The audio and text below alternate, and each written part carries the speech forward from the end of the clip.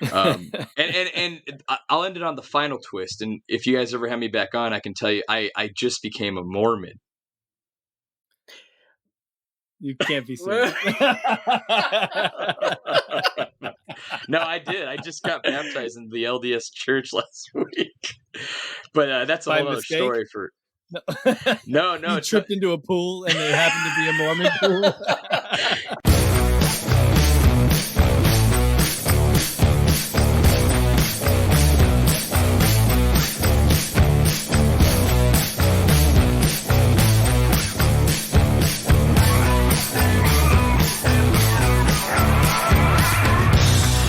Hello and welcome to Growing Up Christian. I'm Casey, and I'm not joined by Sam this evening. Sam's on vacation with his family in the Carolinas, looking at Trump posters, and I think he's picked up chewing tobacco while he's been there.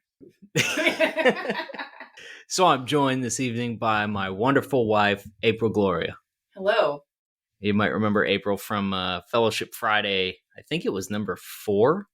Yeah, it's called Worship Bands from Worship Bands to OnlyFans. Yep. So.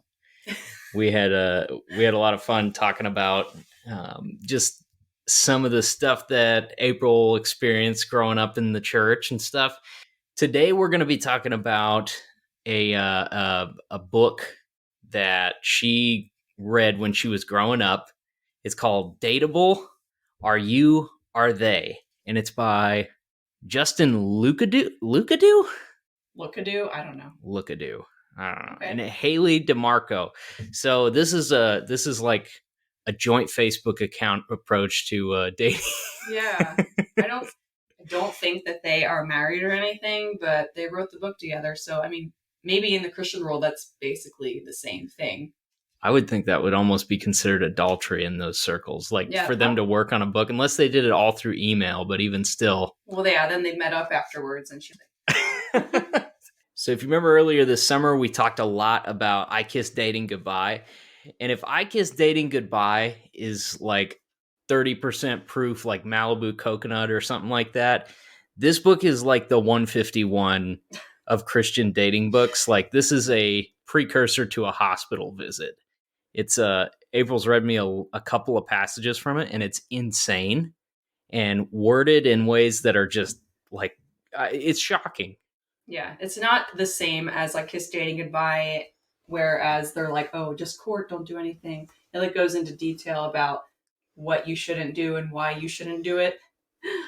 So yeah, I got this book when I don't remember when it was, but I stream on Twitch, and on stream I have a little perk where I read portions of my diary, and I found the entry where I got this book from my parents, and so that made me want to get it somehow and read it again. And so, as to not give support to the authors, we found it at a thrift shop for $3, which is $3 more than it's probably worth.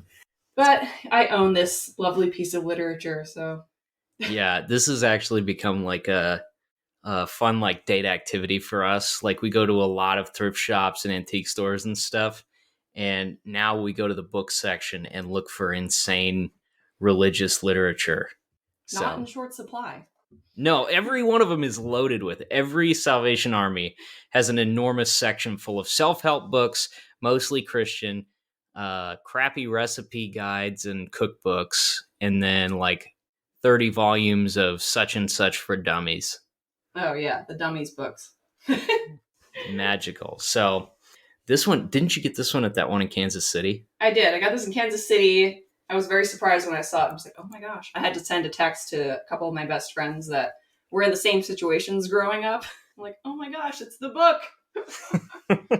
So I was excited to dig in again. So where do we start? Well, where does the nuttiness start? Well, the nuttiness starts in the foreword. It's like a back and forth between the two authors. Kind of like a really witty banter type of thing. And it just says, I'll just read part of it. Justin says, I want to thank Haley for all the hard work she's put in on this book. Without her, I wouldn't have a clue what women want. And Haley says, aw, that's so sweet.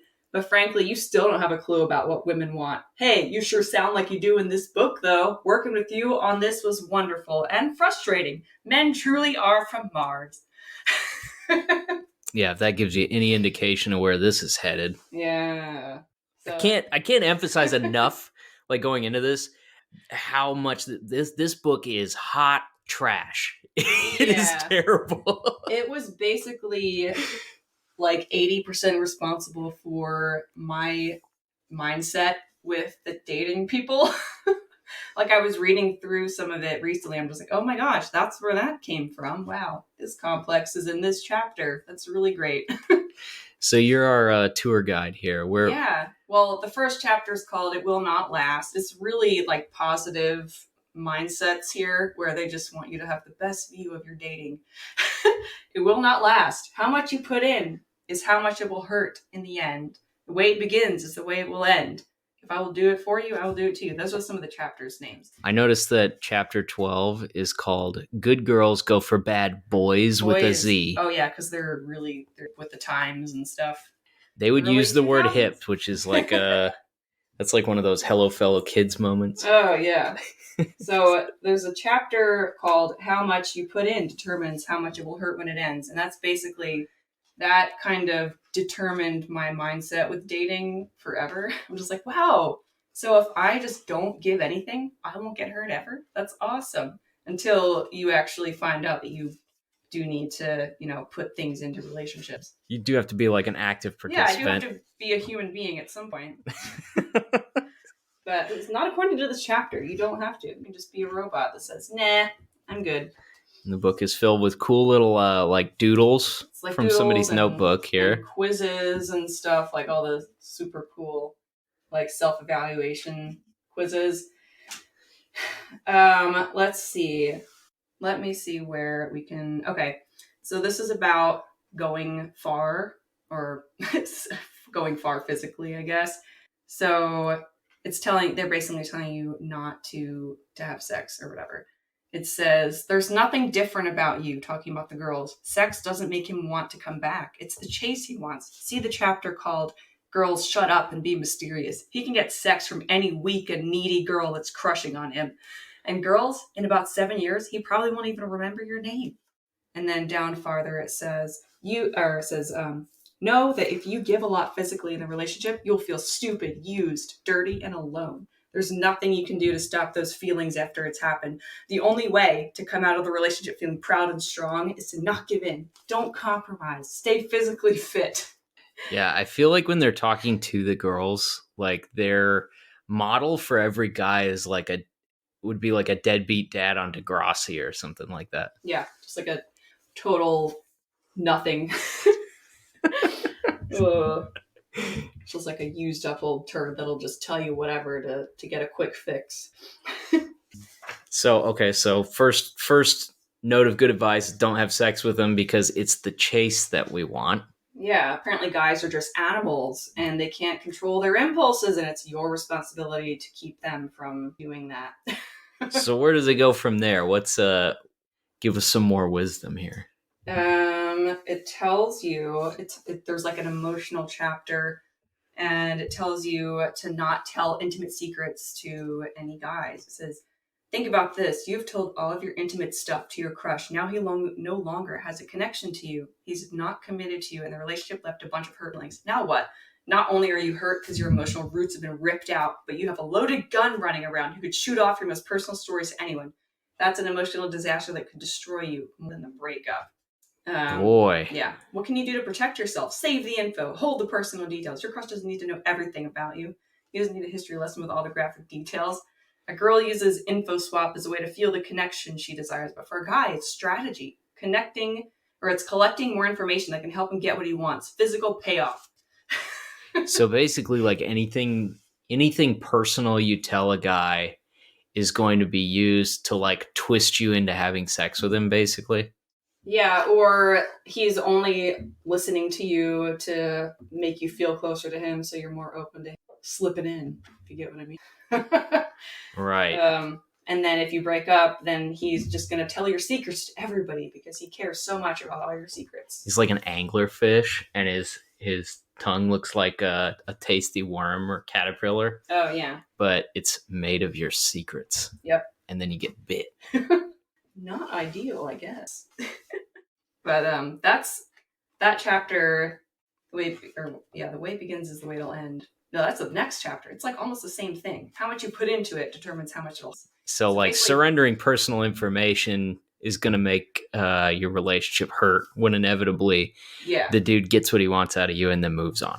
Yeah, you're going to feel like, oh, I gave so much to this person and now he doesn't even care. He's just, it's nothing or whatever. Which, to be fair, is a feeling that happens. You're just like, man, we did all this, like we hung out and all this stuff. We shared all these interests and then now he just doesn't. But I feel like in the book they're taking a little farther than that. They're making it seem like it's a lot bigger deal than it probably is.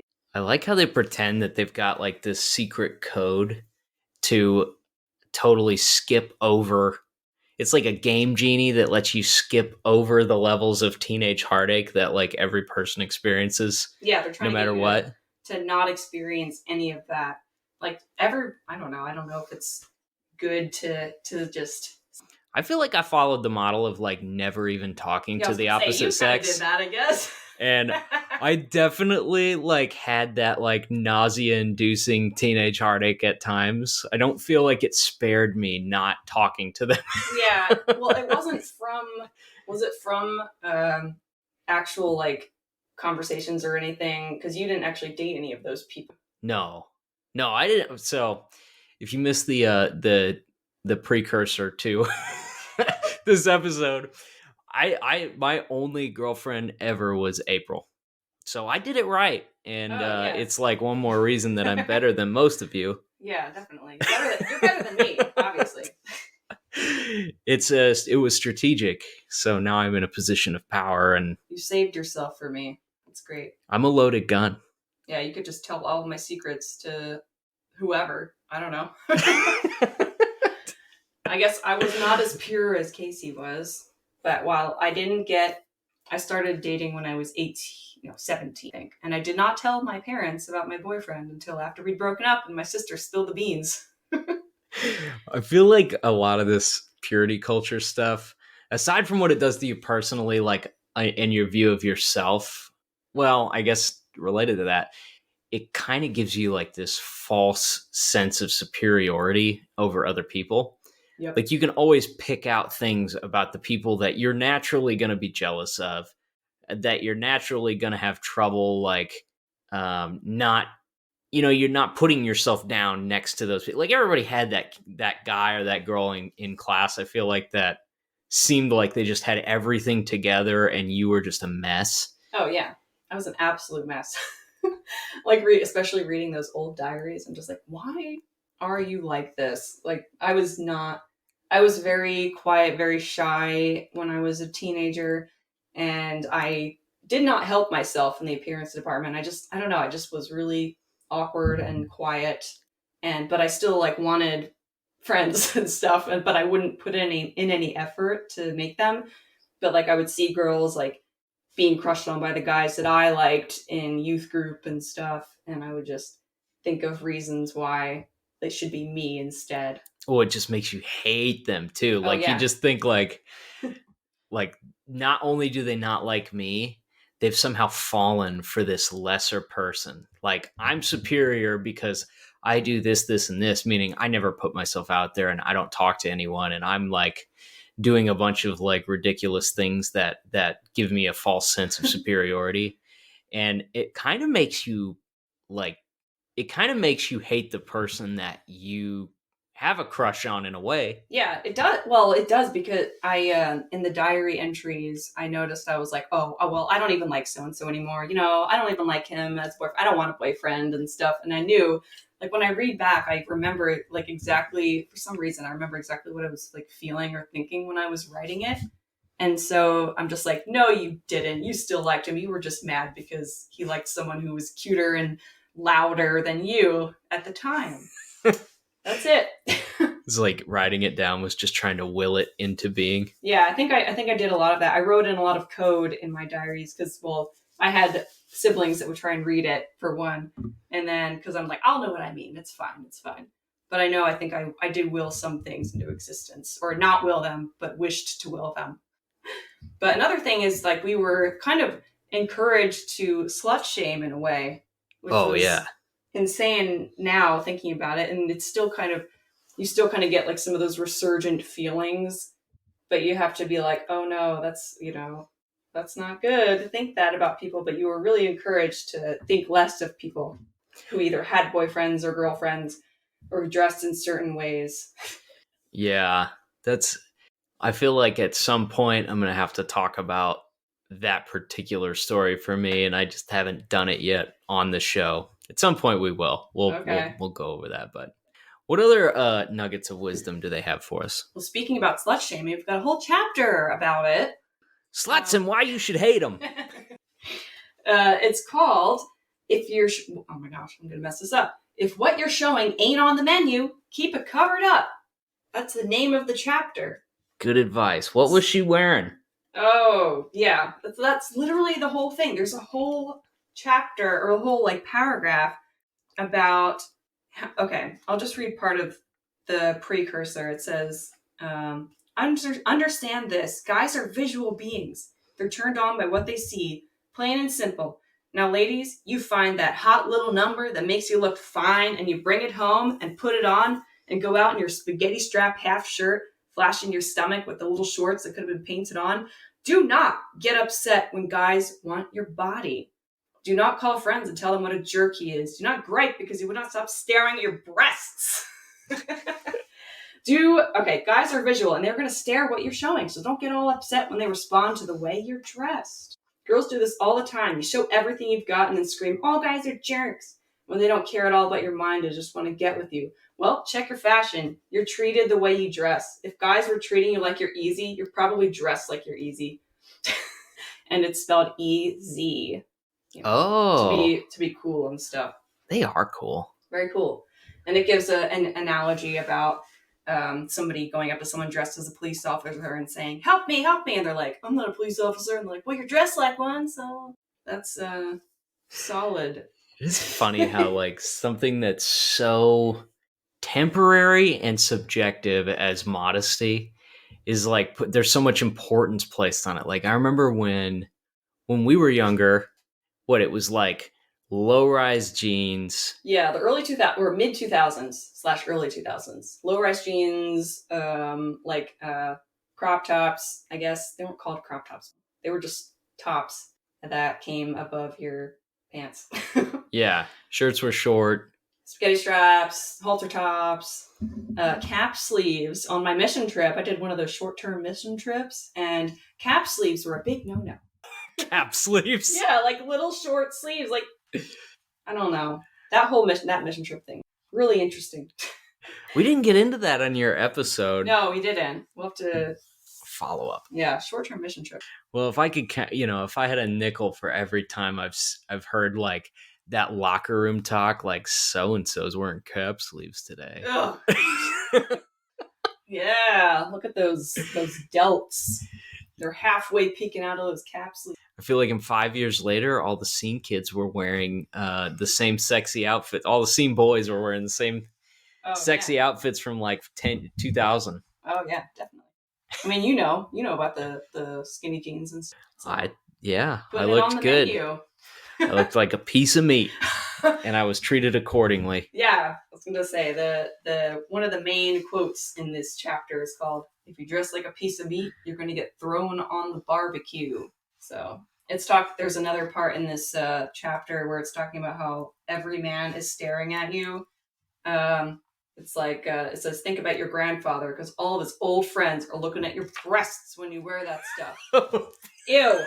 I know it's gross, but that's the truth. If you dress like a piece of meat, you're going to be thrown on the barbecue. It's that simple. She has a weird relationship with her grandpa. Yeah. She's around her grandpa's old friends. Oh my gosh. Grandpa, what makes you horny about my friends?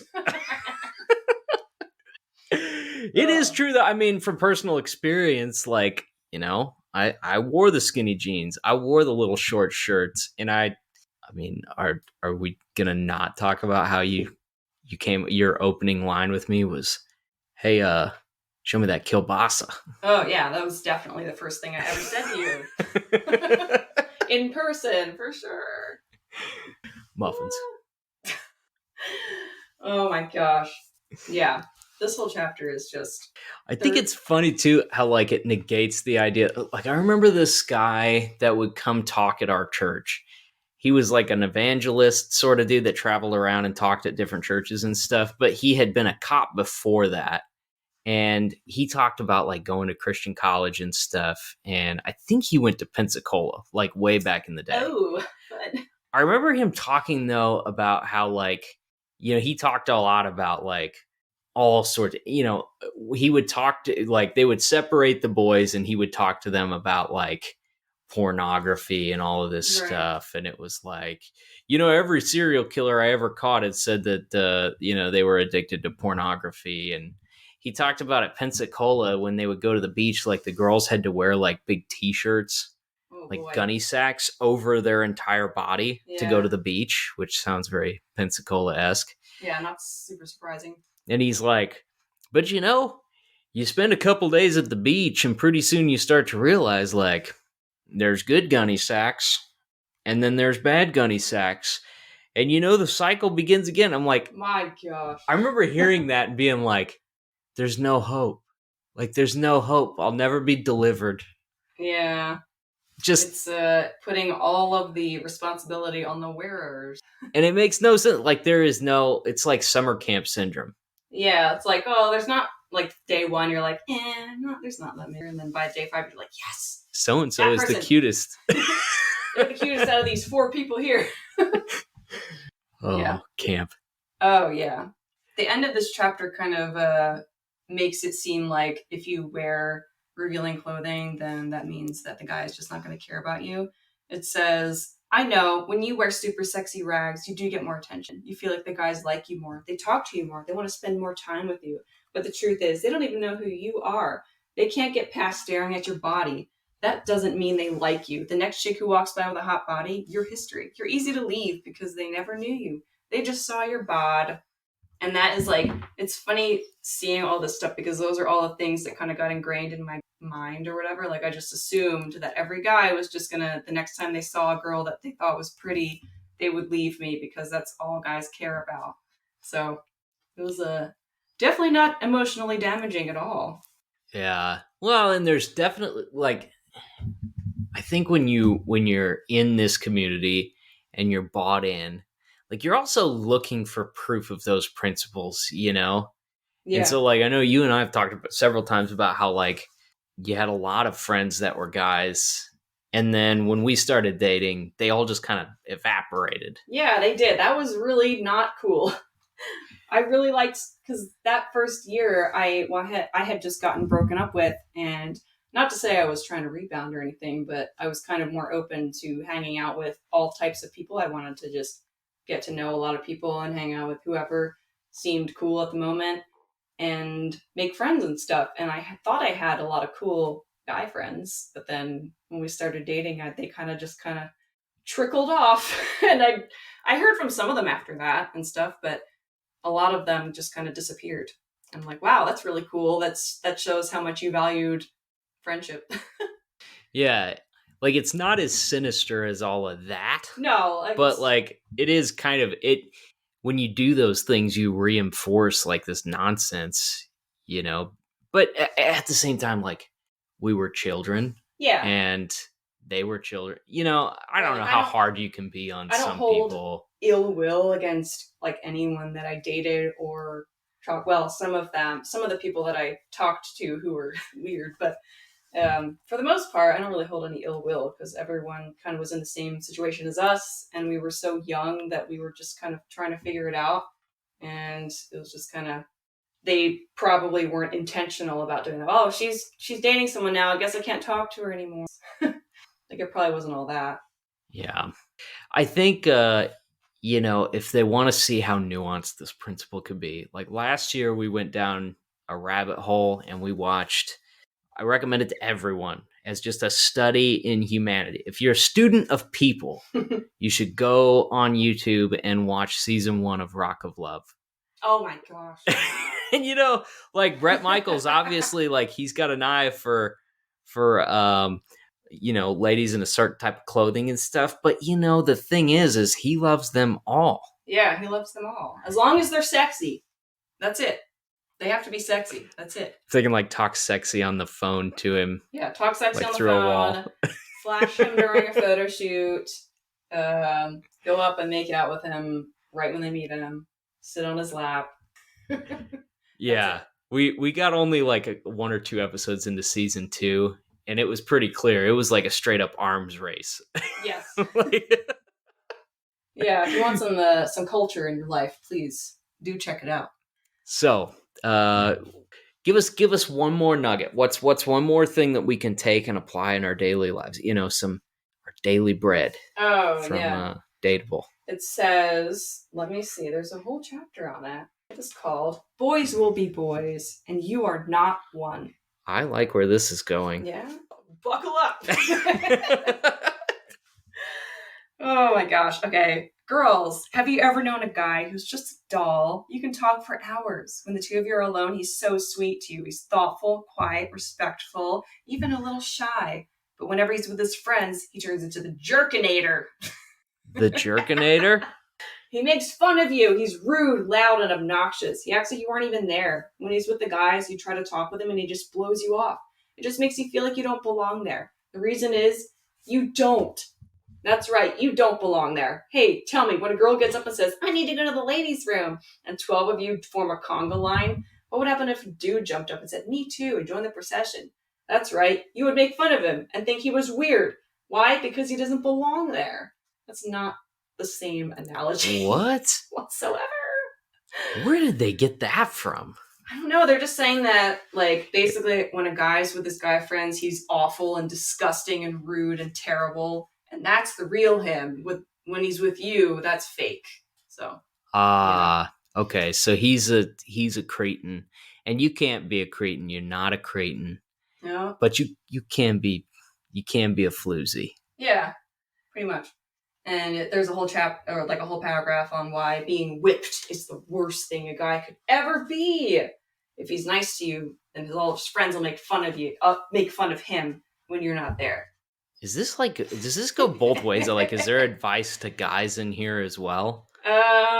Let's see. I'm very curious how they like balance this perspective. If they're like, let's face it, guys, you're animals. You're a dog that would hump a plushie if he got a hold of it. Oh, well, the next chapter is called "Good Girls Go for Bad Boys" with a Z. Can a nice guy get a date? Will we ever? Oh man, those poor nice guys. I know. They are always finishing last. They're so nice. They tell you every time.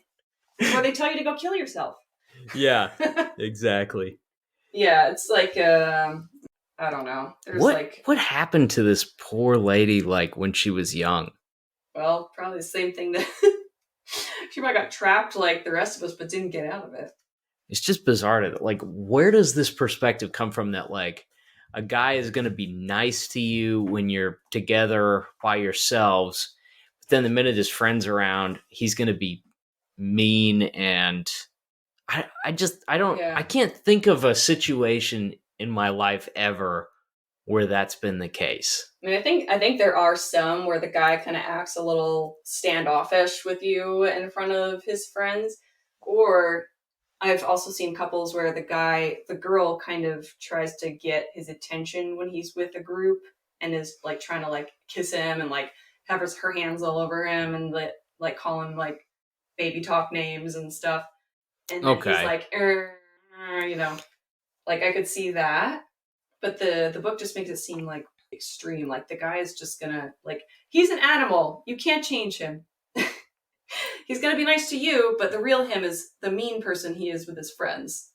Oh, man. It's so depressing. Like, thinking about, like, a young person reading this. Yeah. Like, I read this when I was 16, and it was really formative in my viewpoint about other people. Yeah, like when an adult or an authority figure or something gives you a book.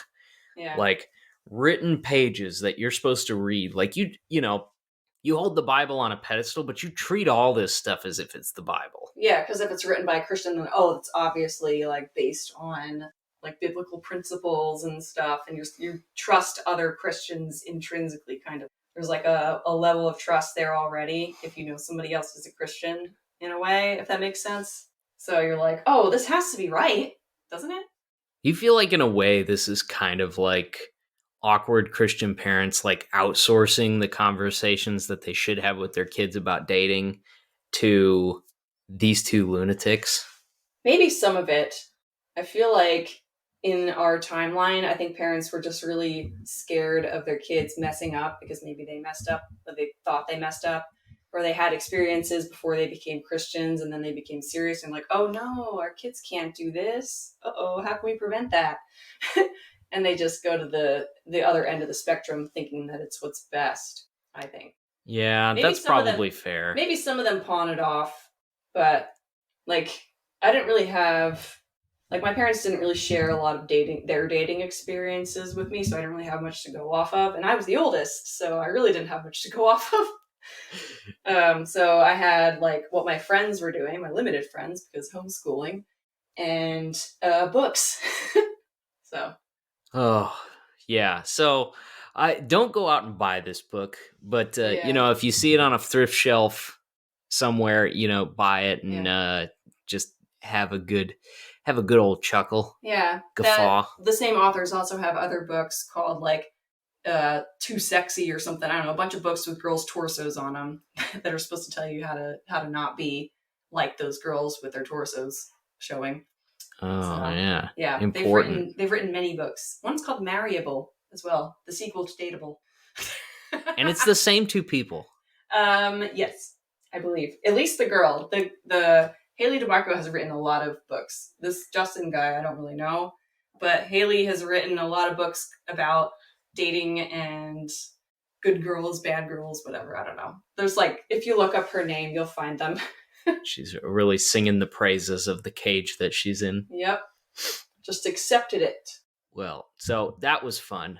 Thank you for coming on. Yes, thank you so much for having me. It was a lot of effort to walk into this room and sit down. Our stream cave. Yep. So let me real quick introduce our guest for this week. If you remember earlier this summer, we did an episode with a young lady named Bianca, who was in an organization called Master's Commission. And it was a great episode. Bianca's the best. Go back and listen to that one if you haven't. She's just got a really cool perspective on growing up Latina in rural Texas and being, just feeling like you're the only one, and then joining different organizations and churches and stuff. Really interesting story and great perspective. But we met through Bianca, Dustin Philipson, who is our guest this week. And Dustin was in Master's Commission as well. He was actually a leader at one point, and he had some family members that were in it too. And we had him on with the intention to talk about Master's Commission, and we just didn't get there. Dustin's got a really interesting story and grew up in some crazy circumstances. This is a fun guy, really involved in the music scene as a kid, which resonated with Sam and I both, who were both in that sort of same vein.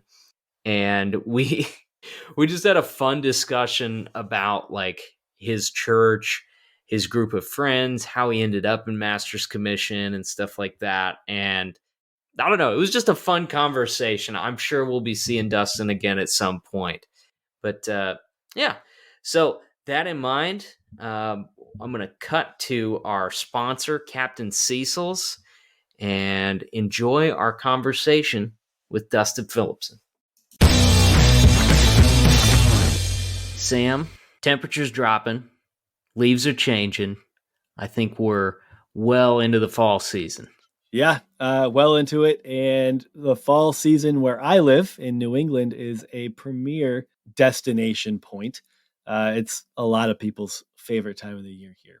And it also happens to be my favorite time of the year. And what's better on a crisp fall morning than a great cup of coffee? If you're a coffee enthusiast, you're going to absolutely love Captain Cecil's Coffee Roasters. Captain Cecil's is a Massachusetts-based artisan roastery born out of a love for the sea and a passion for great coffee. They offer a rotating menu of carefully crafted single-source roasts and blends tailored to the season. From the light, fruitful notes of Empty Gold to the nutty banana bread warmth of Nobska, there's bound to be a cup of Captain Cecil's that's perfect for you. Empty Gold is honestly an incredible coffee. That and another one of my favorites is 19 Miles at Sea. 19 Miles at Sea is a little on like the kind of caramel nuttier side, and then Empty Gold is a bit on like the fruitier side. And I personally just don't like dark roast. I like a light to medium roast coffee, and those two are fantastic. The huge hits at my house. And we would have friends over and I'd, brew up a pot of coffee and everyone raved about it. It's a big hit. I mean, they're just absolutely delicious. Nobska's definitely been the hit at my house. We absolutely love it. On top of great coffee, Captain Cecil's is committed to caring for the beautiful northeastern shore that they love so much. 10% of all sales go to organizations like the American Lighthouse Foundation, who ensure the preservation of the historic New England coastline.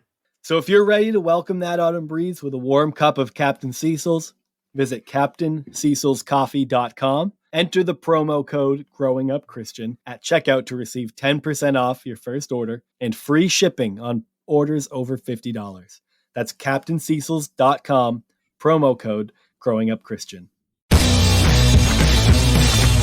And we are back with our guest, new friend, through, if you remember a few episodes back, like early summer, we talked to a wonderful lady named Bianca. We are here with one of her friends from the Master's Commission squad, Dustin Philipson. How you doing, Dustin? Good, guys. Thanks for having me on the show. I'm excited. Yeah, we didn't get quite enough Master's stories from Bianca, and we wanted to hear about more people who had a pretend kidnapping happen where they were compelled to confess faith in Christ. Bianca is like, she is a positive force in the universe. She is. And she was very gracious towards Master's Commission. And so we're ready for somebody to spill the dirt.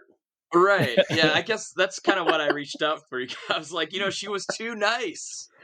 and what's funny is it was my sister and brother-in-law who ran the program. So no shit. Adds a new layer. That might be another little twist in all this, is that I did my first year of Master's Commission in the city that I'm currently in now, which is South Bend, Indiana. I'm a Hoosier. South Bend, baby, home of Notre Dame. And I went down to, my brother-in-law and my sister they originally went to a Master's Commission in Illinois. They kind of met, they did the whole like courtship or what, they kissed dating goodbye and then got married or whatever they did. Like good Christians. Nice. Did their pre-divorce counseling session, I think they call that. Yeah, I'm sure they did all that stuff that Christians do before, so they can fuck. And and then they went down to Texas to run a Master's Commission down there. And they so my sister and brother-in-law, that's the relationship that's kind of interesting, because nowadays they run a church that's like very progressive. They were doing their deconstructing like kind of past few years, and then it really all came to a head during the pandemic. And now they run a church down in Texas that's now, I think, only online because they lost their building. They were still an Assemblies of God church, lost their building just this past year over COVID, during the pandemic, and then have come out of it like running a Zoom church, and they're super progressive now, and they they affirm LGBTQ in their community. But years ago, they ran this fundamentalist kind of culty thing, and I think they're starting to. I actually sent the Bianca episode to them because I was like, I've been trying to kind of nudge them towards the idea that like, I think we were all in a cult, like I think you guys ran a cult. That's a hard thing to admit. It's hard to kind of, and I don't want to be an asshole about it. And so I sent them that episode. I don't know if they've listened to it specifically, or no, I think they Depending on did what our because, intro was like, they might have got turned off within the first 20. well, Some people do.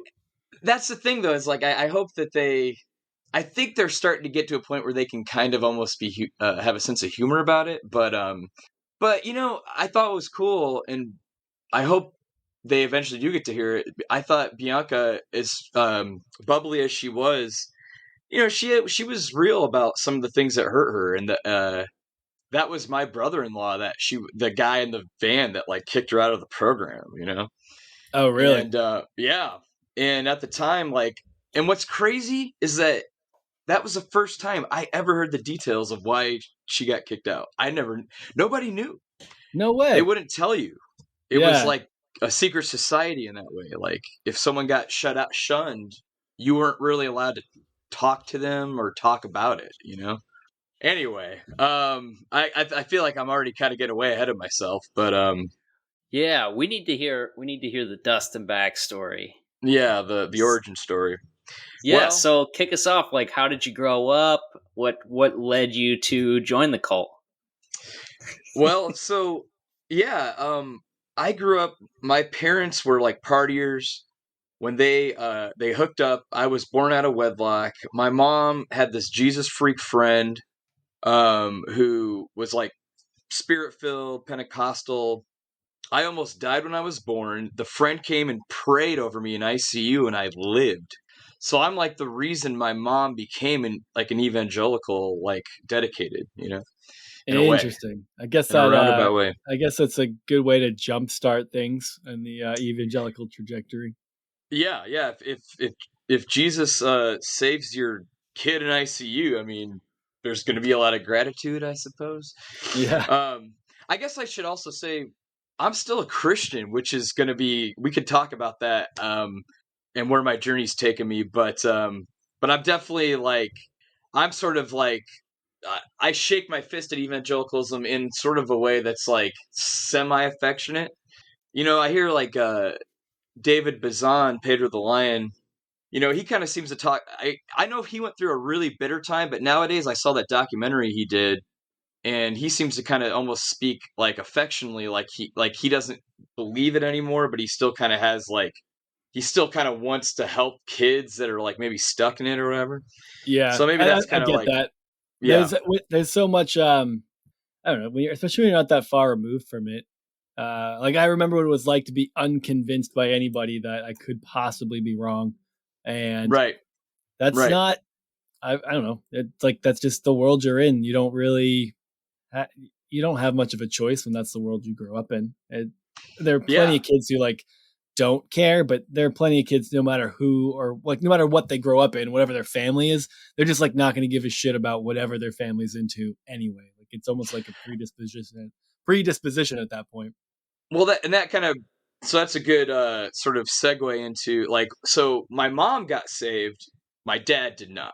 My dad is still an unrepentant heathen, alcoholic bastard. And so that was the weird dichotomy I grew up in. Is that my dad was actually like a punk rocker, new waver. Okay. And so I would go to dad's house and I would be listening to like, Oingo Boingo and Talking Heads and U2, Sinead O'Connor. And then I go to mom's and it was DC Talk and Stephen Curtis Chapman. So I had this very like there was two streams going on at the same time that I was sort of like yeah, like my dad would like so my dad was totally like he would like shredded jeans, like long-haired rocker guy. And then my mom became this. We actually got sucked into a cult right away. Like we hit the ground running with culty Christianity because we started going God to the saved her baby. yeah. Well, and the version of Christianity that we got sucked into was the United Pentecostals. Okay. Where all the women look like Elaine from Seinfeld. They can't cut their hair, and they wear long skirts and like don't wear makeup. That was always Elaine always looked Pentecostal to me. She always had like her hair up and like long and a skirt. Kind of had that like the hair's like big up front on the top, kind of mounted up right there. They Yeah, like it was like little, a pompadour. yeah, they like those little like it's like a piece of leather with a pencil stuck through it. Yes. You know what I'm talking about? That's the type of Christianity I grew up in. Yes. Hey, I could Elaine deal with Christianity. those back in the day. Yeah. Or like floor-length denim skirts sound awful now, but I like They turned I liked Casey a few on girls big in time. floor-length denim skirts. Nothing got Yeah, Casey so- hard like a denim skirt. You were a UPC chaser. UPC, what's that? That's the United Pentecostal Church. So, yeah. All right. You got to sound UPC them out babes. for me once in a while. Yeah. UPC babes gone wild. That's gonna. They're like lifting up their skirt and showing some knee. Ooh, that's too far. Yeah, it's a little racy. Ankle, bad enough. Were your parents ever together when you were a kid, or did they? What was that situation? So, what was crazy about that is when she became super religious, they started splintering. But then there was this weird season in the early 90s where my dad came back around, like after the divorce was settled. And this is what really fucked with my head, was that my mom took my dad back in and they were like out of wedlock, which was something that was so like demonized. And they like hooked up over a Christmas. And that's how I have a little sister who's like 11 years younger than me. And that So was, wild. yeah. So like my UPC mom, who was like throwing away our Ninja Turtle toys and stuff because they were from the devil, and like forbidding us from listening to like secular pop music, like took my fucking deviant dad back in for like a season, and like they kind of shacked up out of wedlock in a weird sort of roundabout way. And I can remember that really fucking with me when my mom told it. So my dad ended up like hightailing it to like the West Coast when he kind of caught wind that she might have been pregnant. And I remember my mom telling me that, and it was such a weird dissonant thing. So like there was always, for me, there was always this dissonance of like faith and then and filth. I don't know, the secular, the sacred and the profane is how I've heard it put, Yeah. And that was my upbringing, was like my dad was just this godless heathen and my mom was like this holy roller. And so that's an interesting dynamic to be caught in the middle of. Did you spend? Yes. I mean, so you lived with your mom. How often were you with your dad? Was it just weekends, occasional weekends? What was the consistency? There was a little while there where it was consistent weekends, and yeah, so it'd be like going to my dad's house was like he always had like a girlfriend, some like young girlfriend, and they were always like trying to be cool with us kids and like buying us toys. I can remember my dad taking us to see Edward Scissorhands in '91, but he like wanted to make out with his like hot young girlfriend, so like they sat like rows above us. Oh my god, that's so weird. Oh man. Yeah. And we would like be looking back and dad's like making out, and so like we were like, okay, just I guess keep your eyes fixed on Edward Scissorhands. Like it's like high school bullshit. Someone getting the handy in the back row. yeah, he was getting hands. Yeah, my dad was sort of like arrested adolescence, like still to this day. Yeah, but then we'd go back to mom, and mom would she would like have done like a room cleansing. Like she would do these room cleansings where like we'd come home and then like all of our comic books and our hidden Spin Doctors albums and our toys were all like in their Ninja Turtles, because they were like Middle Eastern, like non-Christian spirituality, were all like literally in the trash. Wow, that is intense. Oh man. Yes, like that's gotta be so weird, because well, on the one hand it's like every kid thinks their dad is the coolest. Yeah. But then you're going to church and hearing about like all these things that make your dad bad, and Right. you have to weigh that out. Mm-hmm. And then you're also going and hanging out with him, and he's taking you to do fun stuff, and it's chaotic, but it's it's normal kid stuff that's fun. And then at home, all of your fun is getting pushed into the trash can. Yeah. Yeah, very literally. What do you do with all of that? Well, in our case, like the kids, like really kind of, it was weird. Like, to this day, like my older sister, the way she dealt with it was like, she once my mom got pregnant out of wedlock, like my older sister, she was really bought in. She was really like locked in. She was paying, working during her high school years so she wanted to go to a Christian private school. She didn't want to go to secular school. Like my sister, she really bought in. And then me and my little brother, and then eventually the little sister that came, we were the ones who were always sort of like, at times we would be more zealous and we'd be tick over to mom's side. But then at times, we would like kind of like, Dad would let us watch Beavis and Butthead, and there would be these arguments of like, Yep. should we? I'm going to tell Mom we watched it. Don't tell Mom, like. And is your older sister same dad? You and different dads actually. That's okay. The thing is like she had a different dad, but my mom was married 3 times, and actually the worst marriage was the third one to the actual Christian guy. That was the guy that like was abusive and all this stuff. And oh no shit. Yeah, and your my dad was the second marriage. Yeah, he was a second marriage, and he was a hot mess. He was an alcoholic, but he wasn't really the laying hands on a woman type, I remember he punched a hole in a wall once, but he might have just been really drunk and confused. I don't know what that was all about, but yeah. So it was, and then finally getting into my teens, that's when I made I had these older cousins who were listening to Nirvana and grunge, and they were getting into more, and even uncles and stuff who were like introducing me to like Talking Heads and other cool bands. And I made this. There was this PBS documentary that I watched at the age of 12 about punk rock in like 1995, and I made the decision then to be. I was going to be punk.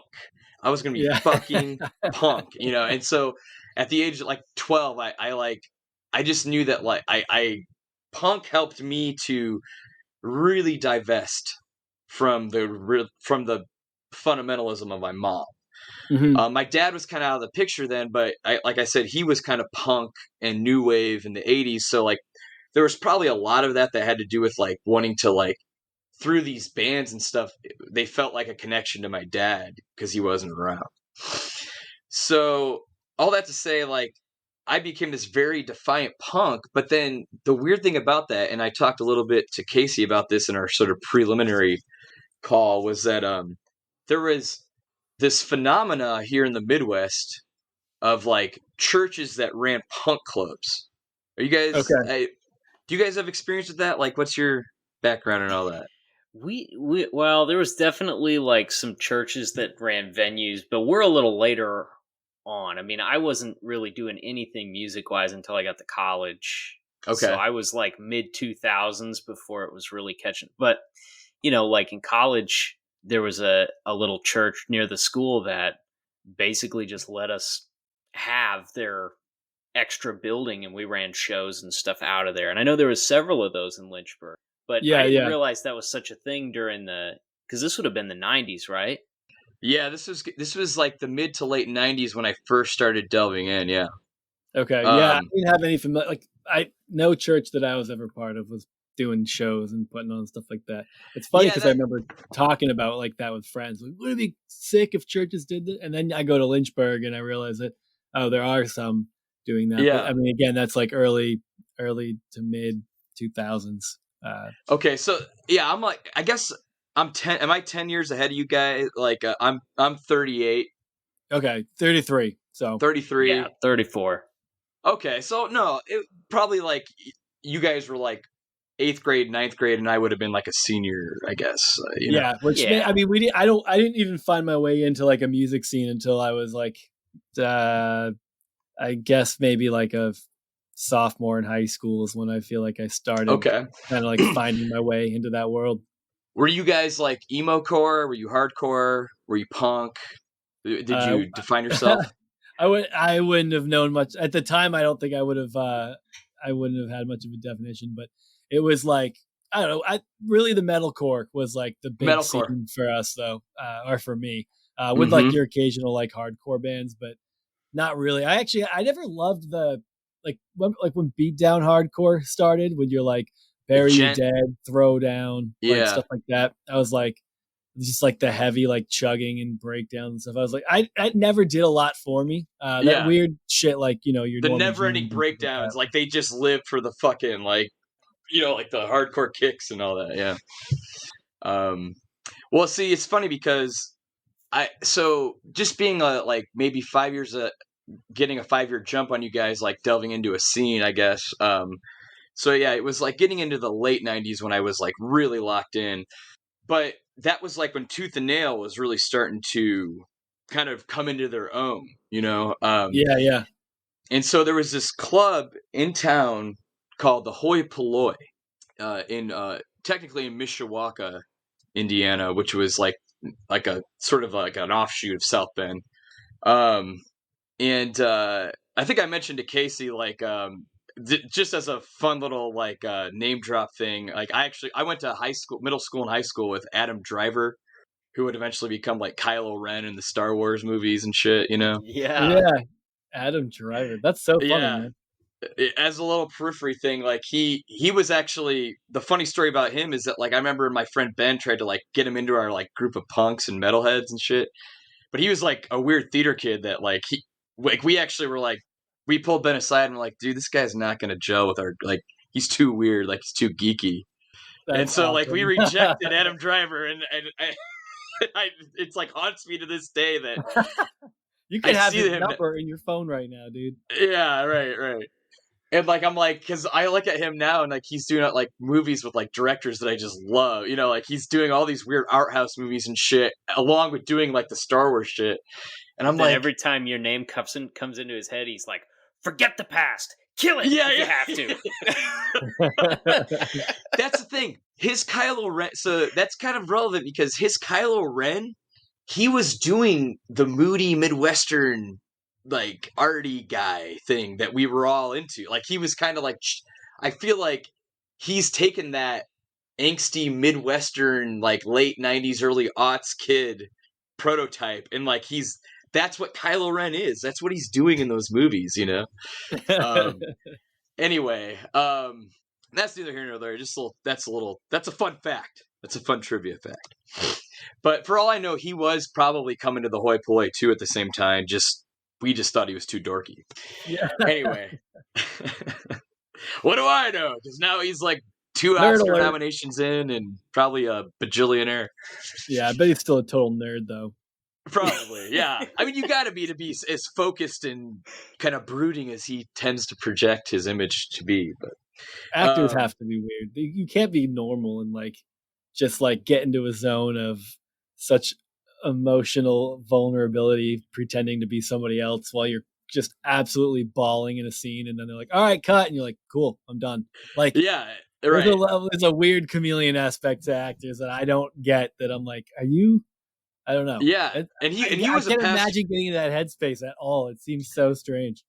I know, and he's become like our generation's Christopher Walken. You know, he's playing all these brooding roles, and like I said though, like I very much in his brooding, there's a very much like a Midwestern like sad kid element to it that like I knew he absorbed while growing up here. And what's funny is I gotta confess real quick, I've never seen him in anything. I haven't. So you never saw the new Star Wars? Any of the new Star Wars movies? I know the references. I'm just around so many Star Wars fans. I get it. He's like the new Darth Vader. He's like he plays Darth. His character Kylo Ren, I think is his name in the movies. He plays him like a sad emo kid. He's got like a swoop of hair. And he's like, and he gets so mad that he like punches walls and shit, you know, like a slightly better Anakin. Yeah, exactly. He's a better Anakin, and he definitely, yeah, Anakin was I mean, the prequels don't get me started, but anyways, I'm trying to hold my peace here, but you guys are really trying my patience with your prequel critiques. Oh, are you? You're a big Anakin fan. I didn't realize you were so emotionally connected to the emotionally dead character of Anakin Skywalker. He killed so many younglings. The younglings. I'm sorry. We're getting way I knew nothing at that point in my life. I was so young. I mean, I was young when those came out. I can't remember how old, but even then, I remember being like, I think this is what bad acting.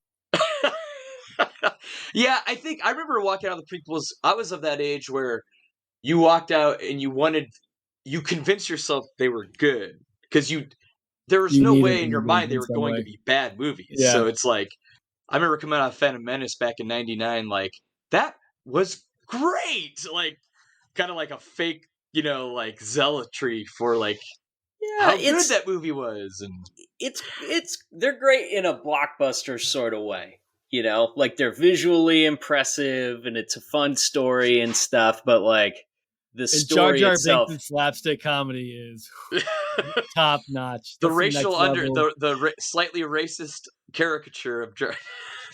No, I'm just now I'm just being like a troll, but actually, but I actually liked did you like the sequels, Casey? The 7, 8, 9 with Kylo Ren and I liked Rey? I liked The Force Awakens. It kind of broke apart from there for me. But See, I know a lot of people did. My hot take is that I like them, and I actually think what was the second one in that series? The Last Jedi. The Last Jedi. To me, that's like second to Empire Strikes Back is one of my favorite Star Wars movies. You just can't remember the name of it. We're gonna. Yeah, I we know. Gotta, we gotta agree to disagree. This is like we might as well be arguing over abortion right now because there's no common ground. This just needs to float to the top of this episode as like the hot topic of this episode is prequels versus sequels with Star Wars. Anyway, I don't know how we got off on this or where we do that. It's funny that the driver's a fucking Midwestern Moody Mishawaka son of a bitch. You know what's funny is like you talk about like actors being chameleons and stuff, but like it's hilarious. Like you were talking about watching that PBS documentary about punks, and I feel like everyone, maybe some people weren't, but everyone that was like I was that very much like this insecure, don't know who I am, wish I was something else, but don't know what to be sort of person, and I remember like going to a metalcore show and seeing Haste the Day and being like, oh my God, like this is it. That's what I want to, I want to do that. And then just like throwing yourself completely in that direction, and therefore like this is an identity that I can plug in, Yes, exactly. No, that's a perfect way to bring it back on track, Casey. Is that like that was what it was for me. It was like punk became that for me, like mid-90s punk. And this is kind of again where the Christian stuff weaves in and out of my story because I was getting into NoFX, Screeching Weasel, obviously Green Day and Offspring and some of the biggies, but lo and behold, this band MXPX and this band 90 Pound Wuss, like they show up. They actually played at this club here in Mishawaka, the Hoi Polloi. And I still can't remember if I went to that show. I don't think I did go to that show. I think it's just been talked about so much that I put myself there, but I don't actually think I was at the like 97 MXPX show. I have that experience with I swear to God I've seen Between the Buried and Me, but I don't think I've ever actually seen Between the Buried. Yeah, exactly. And we're only getting older, and it's only getting fuzzier, And it's like I know it's like there was one show. It was like what had been like a Rock and Shock. I don't know if anyone got Rock and Shock through their cities. No, what's Rock and Shock? It was like just a 2-day festival of like just heavy bands. But I was like, I was just worn out. It was like probably day 2 and it was in the afternoon and everyone's like, we got to stay for BT Bam. And I'm like, yeah, definitely. And then I think I missed it. I think I didn't go see it, but I swear to God, I remember seeing it and everyone talking about it. And I'm like, I can picture them. They're like, you weren't there, man. You went back to the tent. Yeah, I don't think I was there. No, I know it's getting a little fuzzy. Yeah. But there's one show. So that was the thing here in the Midwest.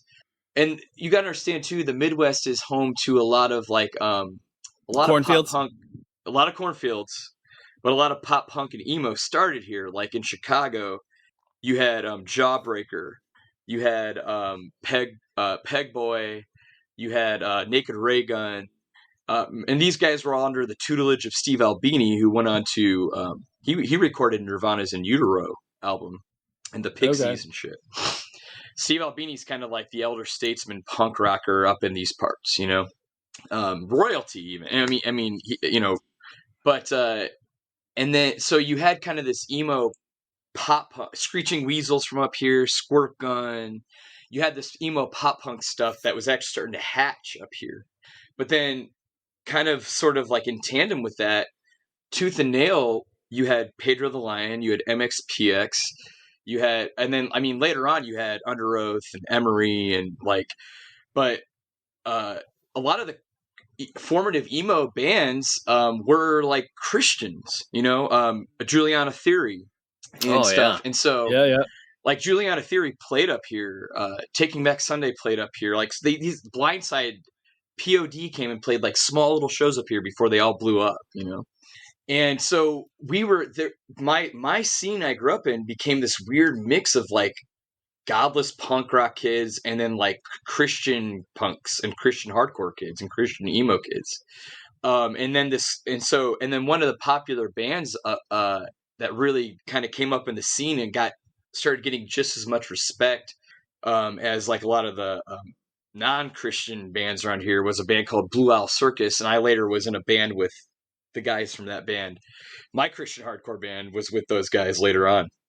But Blue Owl Circus, they were like the youth group kids at this hoi polloi church, but then they were also working security on the weekends. And the thing about the hoi polloi was, so they would have MXPX come in when MXPX was on tour and shit, but then they would also let all the like godless punk bands come and play. So like there was a really big band up here called the Jerk Offs, you know, just like a total offensive, fuck you, fuck your mom kind of punk band. And the hoi polloi was like so kind of trying to do outreach that they would let the Jerk Offs come play. There was kind of like a no cussing rule, but when the Jerk Offs played, they would break it. And it was cool, you know. So edgy. I forgot about no cussing rules. Dude, Casey, all the like Crosspoint and stuff Crosspoint was the church that ended up putting on like doing all the shows and stuff like that. And I remember. So you guys grew up in the same scene together? Well, this is all college, so we were at Liberty together. And yeah, Lynchburg had a pretty big like Christian music scene. A lot of bands stopped through there on tours and stuff like that. Yeah. And the church would do like they had like a no cussing rule. Most of the time, people like did just roll with that. I remember them like the first time they started considering not doing shows anymore was like some kid was just, I don't know, drank too much liquor in the parking lot and was just barfing her brains out on the side of the church. Too much Schlitz, too much Mad Dog, too many wine coolers.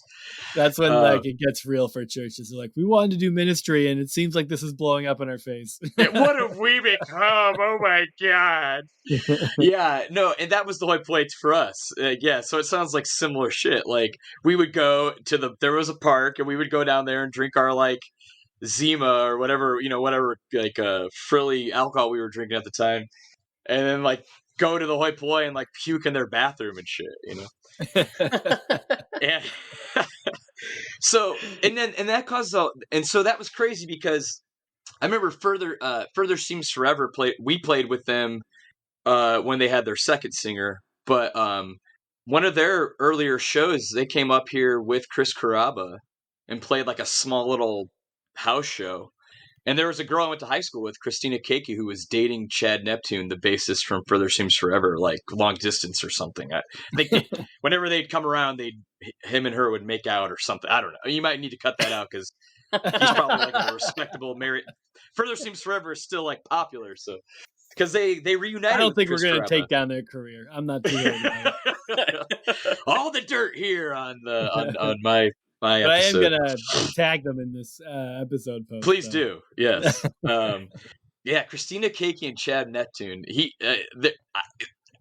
Anyways, so that was what was kind of crazy is like there was all these touch points, you know, and then a lot of us godless punks started converting to Christianity. The first one to do it was my friend Ray, and I currently am now back. I was living in Texas for years, obviously. I'm now back in South Bend, and I'm working for Ray now with his screen printing shop. But we've been having a lot of funny conversations lately about his born again time, and he went to Cornerstone, and he came back he came back with like 90-Pound Wuss albums, Crash Dog albums, like Squad 5-0, like all these old Tooth and Nail bands and shit, and like he was showing them to us, and we were like, and we had to admit, we're like Crash Noise is one of them. We had to admit, like, these bands are fucking cool. Like, these Christian punks and hardcore kids, like, that was the thing, is like Further Seems Forever, like, they are now talking. They're not just. That was what Tooth and Nail did. Tooth and Nail, in the 80s, Stryper and all those bands, it was like Stryper was the Christian version of Van Halen, right? Or Rat, I guess, is what they would, or Motley Crue. But that was what Brandon Evil and Tooth and Nail did. I got to give them a lot of credit, is that they broke that mold of like Christian bands trying to sound like secular bands, and they were definitely. Like Pedro the Lion, Further Seems Forever, Zao, these guys were like part of those scenes, you know. Zao is considered one of the architects of metalcore. They're not just a band that was trying, they were there at the foundation of it. And that was another show I saw back in the day, man. I saw Zao like so many, they play up here in the Midwest so much, like, and Zao became like a fucking force of nature. When Zao was in town, like, it didn't matter what Christian, not Christian, punk, metal, because there was all these infightings between the punks and the metalcore kids, but when Zao played, everybody went. And there was always that like scene, like people pushing against each other's scenes. Because I remember, like, I had a show near me where like they ended up combining two shows. We had a venue that had upstairs shows and downstairs shows, and they do two at the same time. But something got fucked up, and they combined these shows, and now there's like 6 or 7 bands on the show. You have Zao playing. This is the amount of people who are listening that don't give a fuck. Maybe we should move on from music soon. But so that Zao played with Black Dahlia Murder, and all the Black Dahlia Murder fans were like, "Tell us about Jesus!" Like, the whole time. It is funny though, like, you know, you speak so affectionately about the hoi polloi, you know, and it's funny how there's so much emphasis in that era of Christianity, and like probably still today. I don't know, I'm not plugged into it anymore, but like this like protectionist, like we're concerned about outreach, but we're really, what our goal is to quarantine our children from that over there. And like, you know, when you allow people to just be and exist in those same spaces and stuff like that, like that's where actual evangelism and change and things like that happens. Like there's an appeal to your institution when it's accepting of outside people, and when it doesn't constantly, like, you know, nitpick everyone around them and try to push them into everybody. A mold. Yeah, exactly. Who's making out? Who's drinking wine coolers, you know? And it's funny because you see it play out in so many different ways and everything. I mean, I think the same thing is, it's really what's happened to our country over the past few years is like, if you want to ensure that people disavow your message, drown out everything else, you know? Try to protect them from that information over there, and you're guaranteed you're going to drive a portion of them right to it. You know, it's like, oh, for sure. All you can do is just allow people to experience things freely and make it the decision based on the merits of what they hear. You know, exactly. Yeah.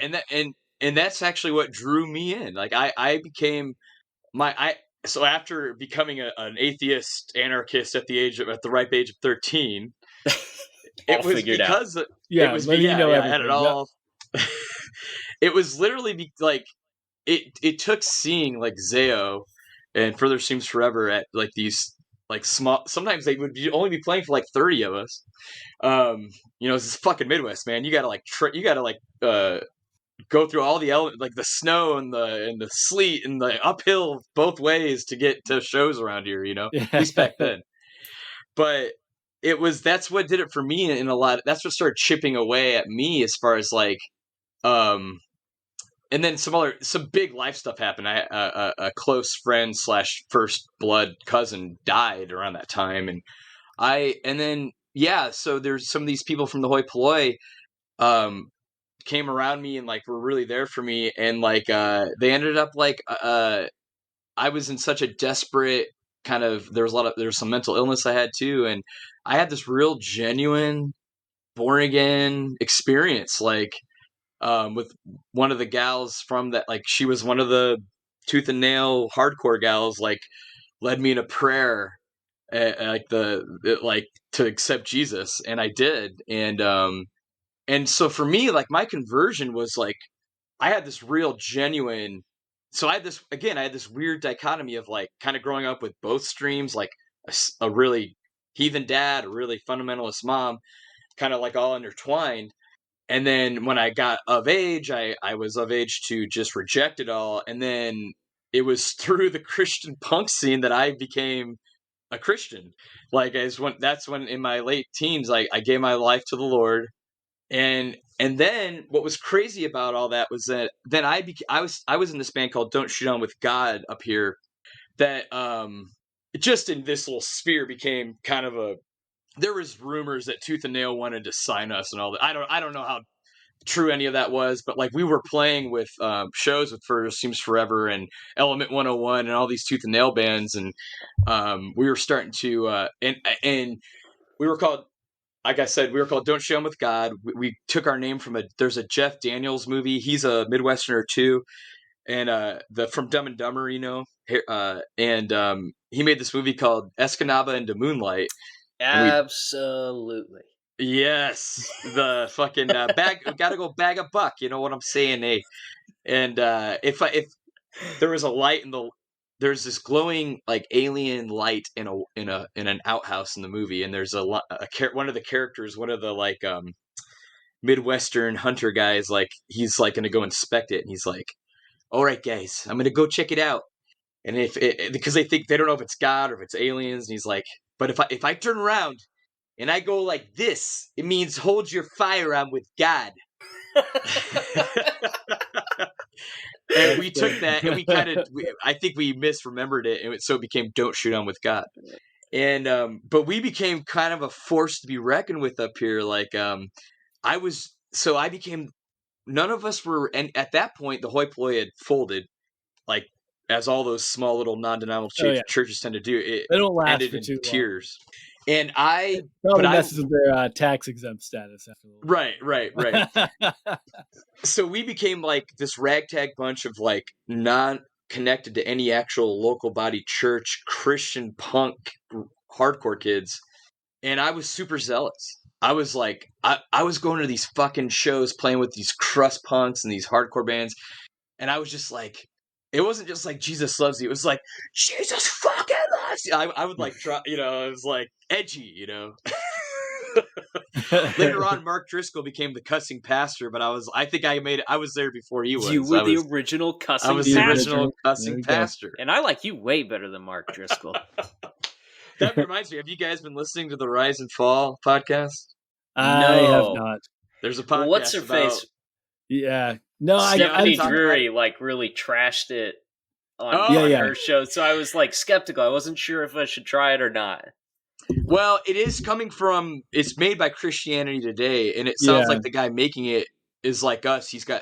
I can tell he's like a ex-Christian metalcore kid or something, you know, because he drops like a Refused reference at one point in this fucking podcast. But I think the thing that's like caused some issues. So he is, I mean, it's Mike Cosper, and he's still very like, he's big with Christianity Today. Yeah. He is, he's still kind of like an evangelical Christian. And he's still like a reformed guy, I think. I think he's. The criticism he's getting is like they're trying to tell a story about Mark Driscoll without being critical of the culture that breeds people like Mark Driscoll. So if you can listen to it and just listen to it for what it is, for the rise and fall of Mars Hill, knowing that they're not going to be overly critical of evangelical culture. Like for Mike Cosper, it's like, this is evangelical culture gone wrong. This is what happens when you do it wrong. You're right. As opposed to like, a lot of people feeling like evangelical culture is the problem and that's not the exception. But it's being treated like it. I think it's probably not either or. There's probably a little bit of both going on there. It sounds like a bit. I mean, my understanding of Mars Hill is within evangelical culture, it can be an exception. Within evangelical megachurches, maybe not that much of an exception. It depends on, I guess, how you grew up and parse it out, because I don't know. The spotlight makes a bit of a difference too. So I think it's a little bit murkier than just like it's trash or it's telling the perfect story, but you're getting definitely some truth. It sounds, but I haven't started yet. So this is all my just picking it up from various sources and piecing together something that I don't really have any right to be speaking about, but that's fine. No, you're doing it. What's funny is I've listened to every damn episode, and you're almost encapsulated it perfectly. It's like it's somewhere in between, as far as like see, because Casey, did you want to say something, Casey? I felt like I cut you up. No. I'm okay. Good. I have an ancillary question. Yeah, you can ask it, because I'm about to go on like a Mark Driscoll tangent. So go ahead and ask your question. Well, I was just curious, what did stepdad think of your many different stages? Oh, the asshole abusive Christian stepdad. That guy, like, that was such a weird thing, because this all kind of ties together, actually. Let me really quickly finish my thought with Sam, and then Casey, I'll answer that, because Sam, you brought up an interesting point, is that with that Mark Driscoll podcast, The Rise and Fall of Mars Hill, I think it's almost kind of fascinating that they brought in a guy that's still in the realm in a way, because it kind of stops it from becoming total revenge porn, like, or failure porn is the word that's getting thrown around. Okay. Like, it's because I think if it was a totally disenfranchised, like, ex-evangelical, this guy does seem to be telling it from like the standpoint that like, like not everybody, it's like, it's not black and white. That's kind of the point of this guy, the way he's unfolding the story in the podcast. And I've actually been pretty impressed. I actually started it thinking that the fact that it was from an evangelical Christianity Today perspective, that I was going to be like, arms crossed. But he, at least his persona in the podcast, I don't know the guy in real life. I mean, he could be like a wife-beating, like, child molester for all I know, but like, he sounds like a pretty, like he's that evangelical guy that we all know that's trying to still stay in it and live the convictions the best he can. That's how he comes across. And so the reason that kind of segues into your question, Casey, is because I'm an extreme personality. You guys can probably tell I'm probably like Bianca in that way. That's probably why we dated for 2 seconds, is that we're both kind of boisterous and extreme viewpoints. But that's the thing. My stepdad is like, if I get away from even that language of, oh yeah, the asshole Christian stepdad, that was a time when like I was learning grace for myself and the concept of like what Christian grace really meant, and like I started to see this guy who was abusive to my family, and who I don't ever really want to have anything to do with him again, as far as like, person to person contact. But I did see this guy who was like, in a way, he was a casualty of evangelicalism. He was like he was this mentally ill guy that probably needed to be on meds and probably needed something more than just Christian therapy. For sure, and he was remarried, and he was like a blended family, and I had moments with this guy where, like, because he actually was kind of a rocker guy himself. He wasn't the stereotypical like only listen to Christian music guy. He was a guy that would listen to Led Zeppelin and shit. Like, he was a guy that I think that got saved like later on in his life, right?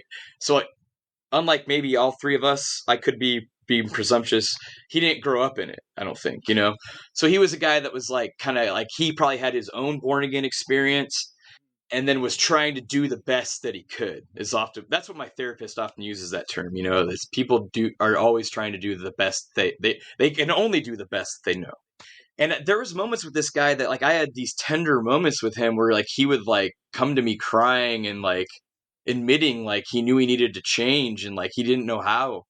And here I am, this young, zealous Christian punk rock kid who like, and I'm just listening to him, and I'm kind of seeing the humanity in this broken guy, who like had a broken brain. He had like all kinds of mental had like ADHD and like a hyperactivity and all this stuff. And in a weird way, like I came out of that situation, like, I mean, that guy decimated my family. Don't get me wrong. Like there's really a side of me that can really just go off on this guy. But I kind of learned there was this weird, that was one of my first real examples of like extending Christian grace as a new, like zealous young punk rock Christian, was this broken guy that was like trying to like steer my family in the right direction or whatever and do it in like, but like he would do things like, so at the same time I had a little brother who, after his sort of like born again experience faded, because he also had sort of like a punk rock born again thing, but it faded for him pretty quick. And he was back to like listening to like black metal and all this shit. And I remember like my stepdad went up there one day into his room and saw my brother was listening to like Burzum or some black metal band or something. And my stepdad's like, You're the one bringing the satanic influence into the house. Like, because he found like the pentagram, whatever, CD. Oh yeah. But it got so intense that my brother like fucking pulled a knife on him. Oh shit. Yeah, and it was like, back the fuck off, because like that was my stepdad. He would short circuit and he would become abusive. And so again, that's just always my experience with evangelical Christianity, was always this weird mixed grab bag of like, yeah, shit, That's so much to sort out. I mean, I don't know. Therapy is help. Yeah, Trust me. yeah, that seems like the key word there, man. I mean, at that age when you're being influenced by so many different things, when you're seeing your dad go one way, your mom go another, your mom who you love entering into a relationship with a guy who treated you guys all like shit, and your mom probably I bet your mom probably felt some guilt about that too, and knew what was going on. It's like the amount of like layers going on there, being able to unpack that. I mean, I don't know that grace was the word that you had back then. It sounds like that's something you came to terms a little bit later on, but yeah, you're probably right. Yeah. It seems like that's, I mean, if you're not going to look at it that way, there's plenty of options, I guess, but it sounds like you're, that for you, that being able to extend that and see him as a broken person who never got the help that he needed, and also had the overbearing influence of an evangelical culture that was convinced that the message they had and the help they were trying to give was all that he really needed. And It clearly wasn't. And that's a huge problem. Yeah, you really of course, not excusing abuse or anything like that. It doesn't. Right. Anyone here trying to do that. You can't really understate that's late term after effects of the satanic panic too, and like music was such a huge part of the paranoia there. And because I remember hearing about, I don't remember their names, but the kids that were listening to Judas Priest and he killed himself with a shotgun. The other kid blew his own face off and lived. And yeah, I think there's a whole documentary made. Yeah, and it was all because of Judas Priest, and their satanic music. And exactly, and that was that. So that image of my stepdad finding the black metal CD in my brother's room, and like that was the thing. It was like the way he's like, "You're the one." Like it was almost like he was saying, all this brokenness that I have, like, it's because you brought this CD into the house, I'm sick because you've been poisoning my food. Yeah, right, exactly. Yeah, and that's like a paranoid delusion that comes with it. And I think, if anything, I mean, we might not even get into Masters. I don't know how much more time you guys got, but I think if anything, that's a good nugget to kind of like take away from this, is that like just the layers of like evangelicalism, the satanic panic stuff. I'm glad you actually called that by name, Casey, because that's exactly what we grew up in the shadow of that. My mom was somebody who, like, The Exorcist, like, never, if there's one thing you do in life, is please don't ever watch The Exorcist. Like that movie will drag you straight to hell, which is funny now because I watch it now and it's like almost like a Christian movie if you really think about it. It's like they're using the power of Christ to expel the evil, but that was a movie that kicked off a lot of that, and that was sort of the shadow, that sort of 80s into the 90s evangelicalism that I grew up in. was definitely the satanic panic stuff was a huge shadow looming large over a lot of this. My mom doing those room cleansings was her getting rid of all the comics and the albums and the even the action figures that were like, they literally thought these things had like a juju. You know what I mean? Like they're exuding like this negative energy into the Yeah, space. right. And everybody is under the influence of it, Yes. And it was like they treated it like finding like radioactive material, like you were stashing it or something, or, you know what I Yes. mean?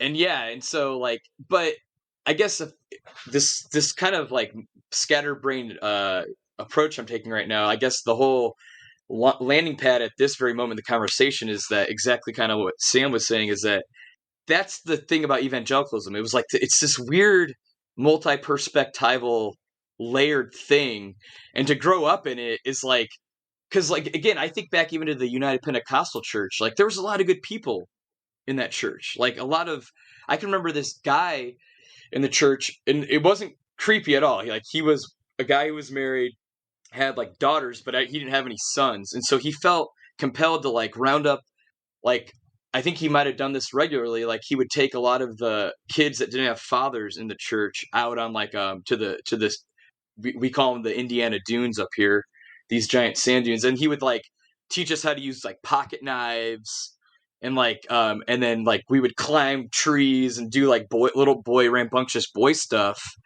and then he would do like a little devotional at the end, like, and like teach us about the fruits of the spirit or whatever. And that's actually a good memory I have. Like I do remember these gentle, loving people in the evangelical realm who were never really a lot of times they weren't the people jockeying for positions towards like the pulpit. Mm-hmm. They were always these like kind of salt of the earth people, like in the back pews, that were like actually sort of trying to live what this ancient text was telling you to do. You know what I mean? Like they're actually trying to be Christ-like, It's like there's definitely a comfort in having a simplistic ideas about some of this stuff, to just write it off as this bad, that bad, this person evil, whatever, and right. and stepdad asshole, yeah, and it's just, but you can't really come to terms with the truth of it unless you're willing to delve into it a little bit. But it's a lot of work, and it's mentally and emotionally taxing to examine all those little things about it, Oh yeah, like currently I have a trifecta. I have my own Trinity. Well, again, I'm still a Christian, and we can get into all that maybe some other time, but like therapy, sobriety, medication. That's like that is those are three things that have helped me process. You want to talk about deconstructing and processing? Those are three things that help me. Like that's the thing too with a lot of these sort of cranky ex-evangelicals.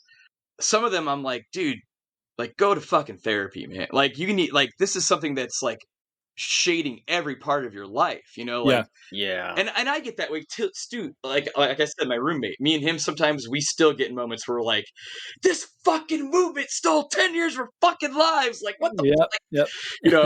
We will go off on our tangents still. So I'm not perfect in this. But one of the things when I got sober, because after Masters, I was in the ministry at that same church, working alongside my sister and brother-in-law at that same church that we all went to Masters at. And once I started to kind of realize, like, I think I told this to Casey once, like the saying is, if you ever want to eat chicken again, don't work at the chicken factory.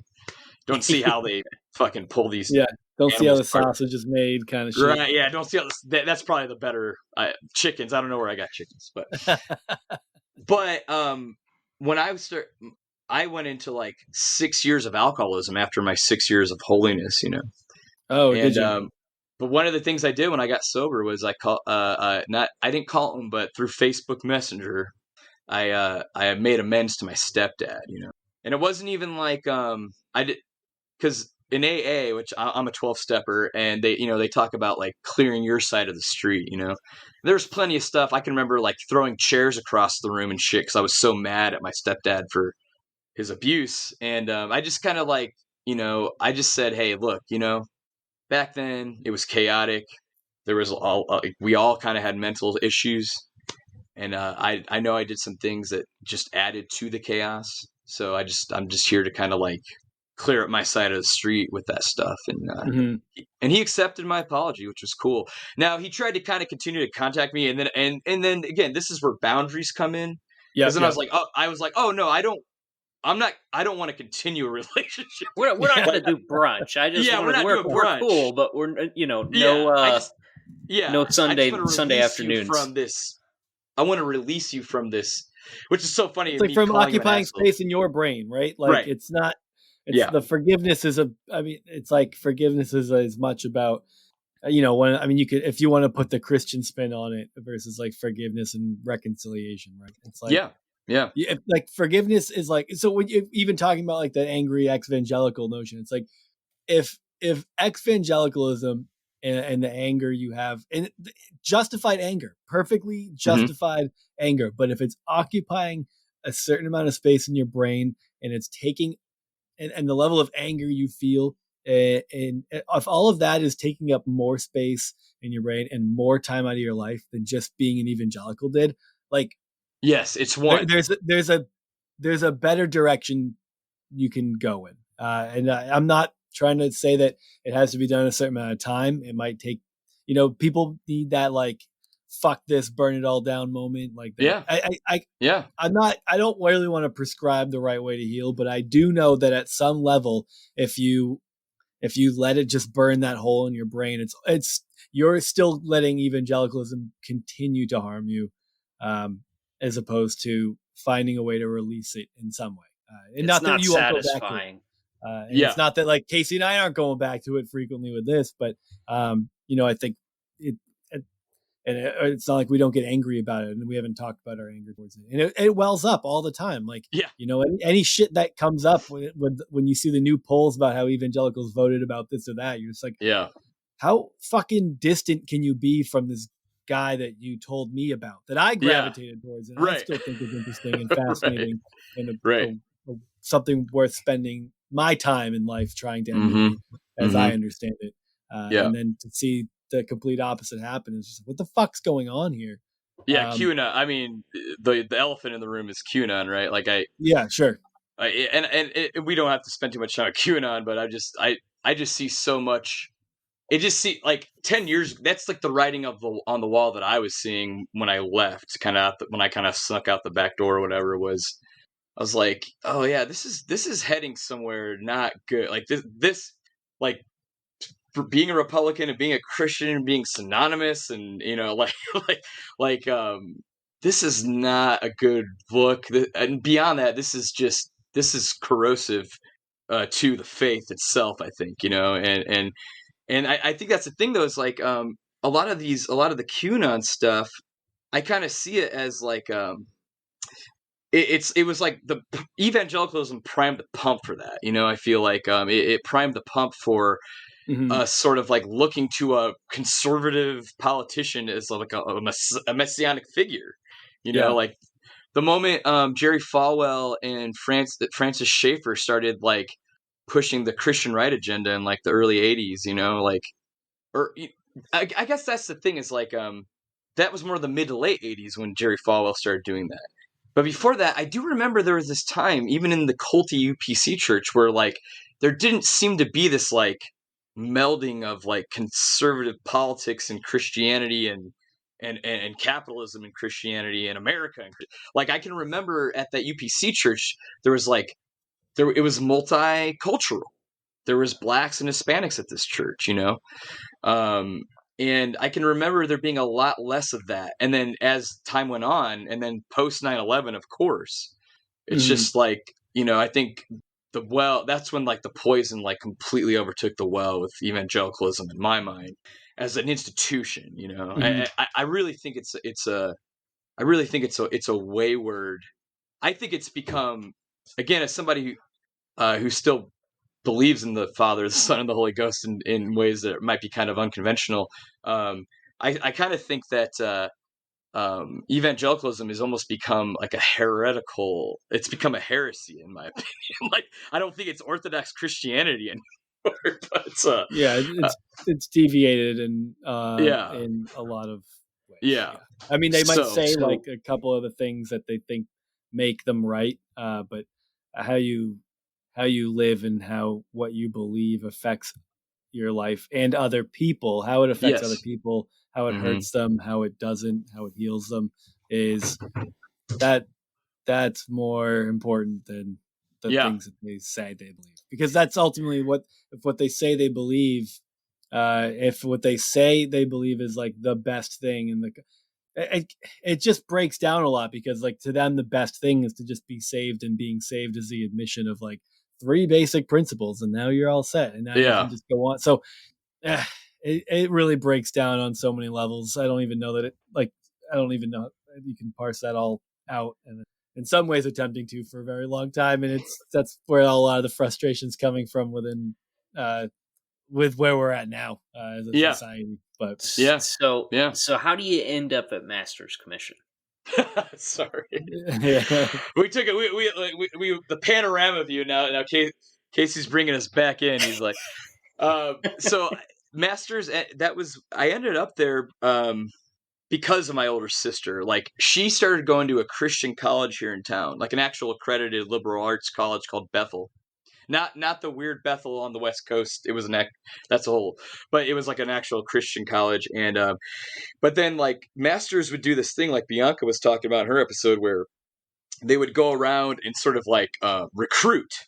But it was almost like you didn't know you were being recruited until you were like actually in Master's Commission. Like all of a sudden you were like in a dorm with like 10 other smelly dudes, and you're like, wait, how did I get here? And I'm not on vacation. This is a timeshare pitch. Yeah. 5 years later, now I'm on staff at a church. What the hell's going on? So I think something like that happened with her, where like she was going to Christian college. She was again, older sister being the one who always had the halo. The one we talked about at the beginning, her and the brother-in-law are the ones that kicked Bianca out of the program.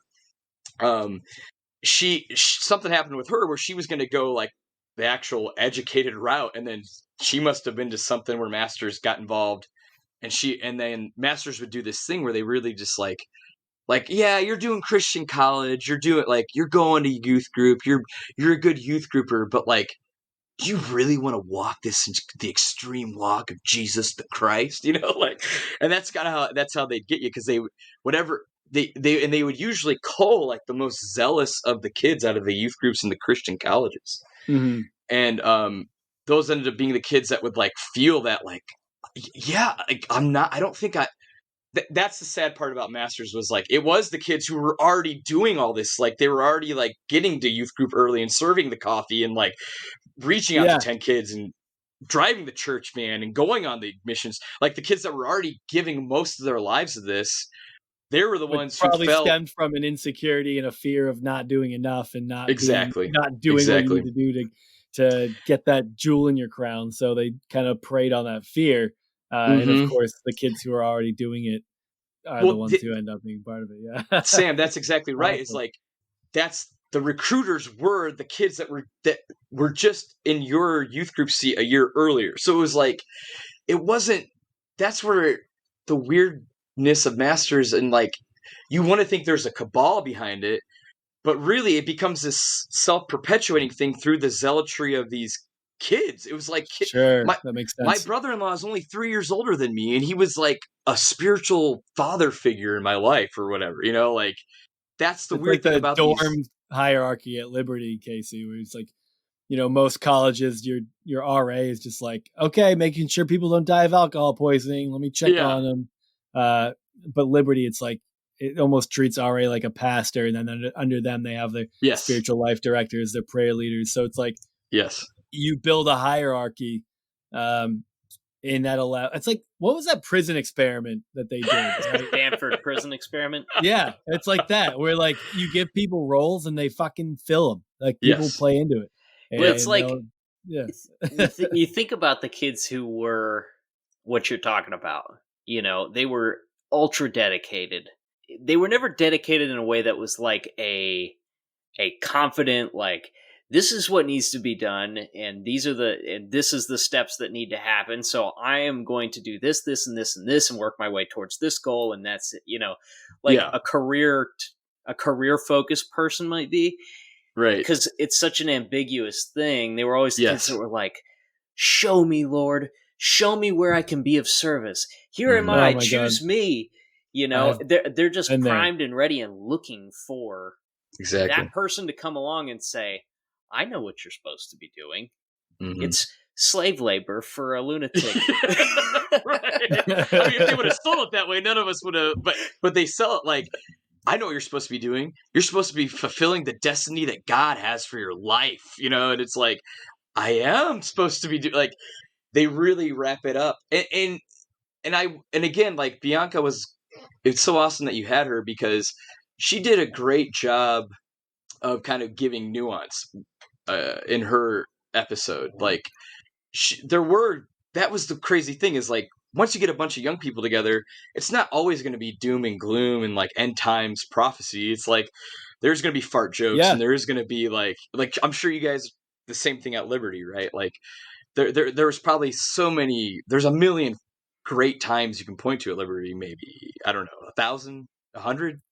Oh, yeah, tons. Yeah, there's plenty of times. I mean, you're in college, you're on a dorm, you're goofing off. Like, it's plenty of good memories, of course. Yeah.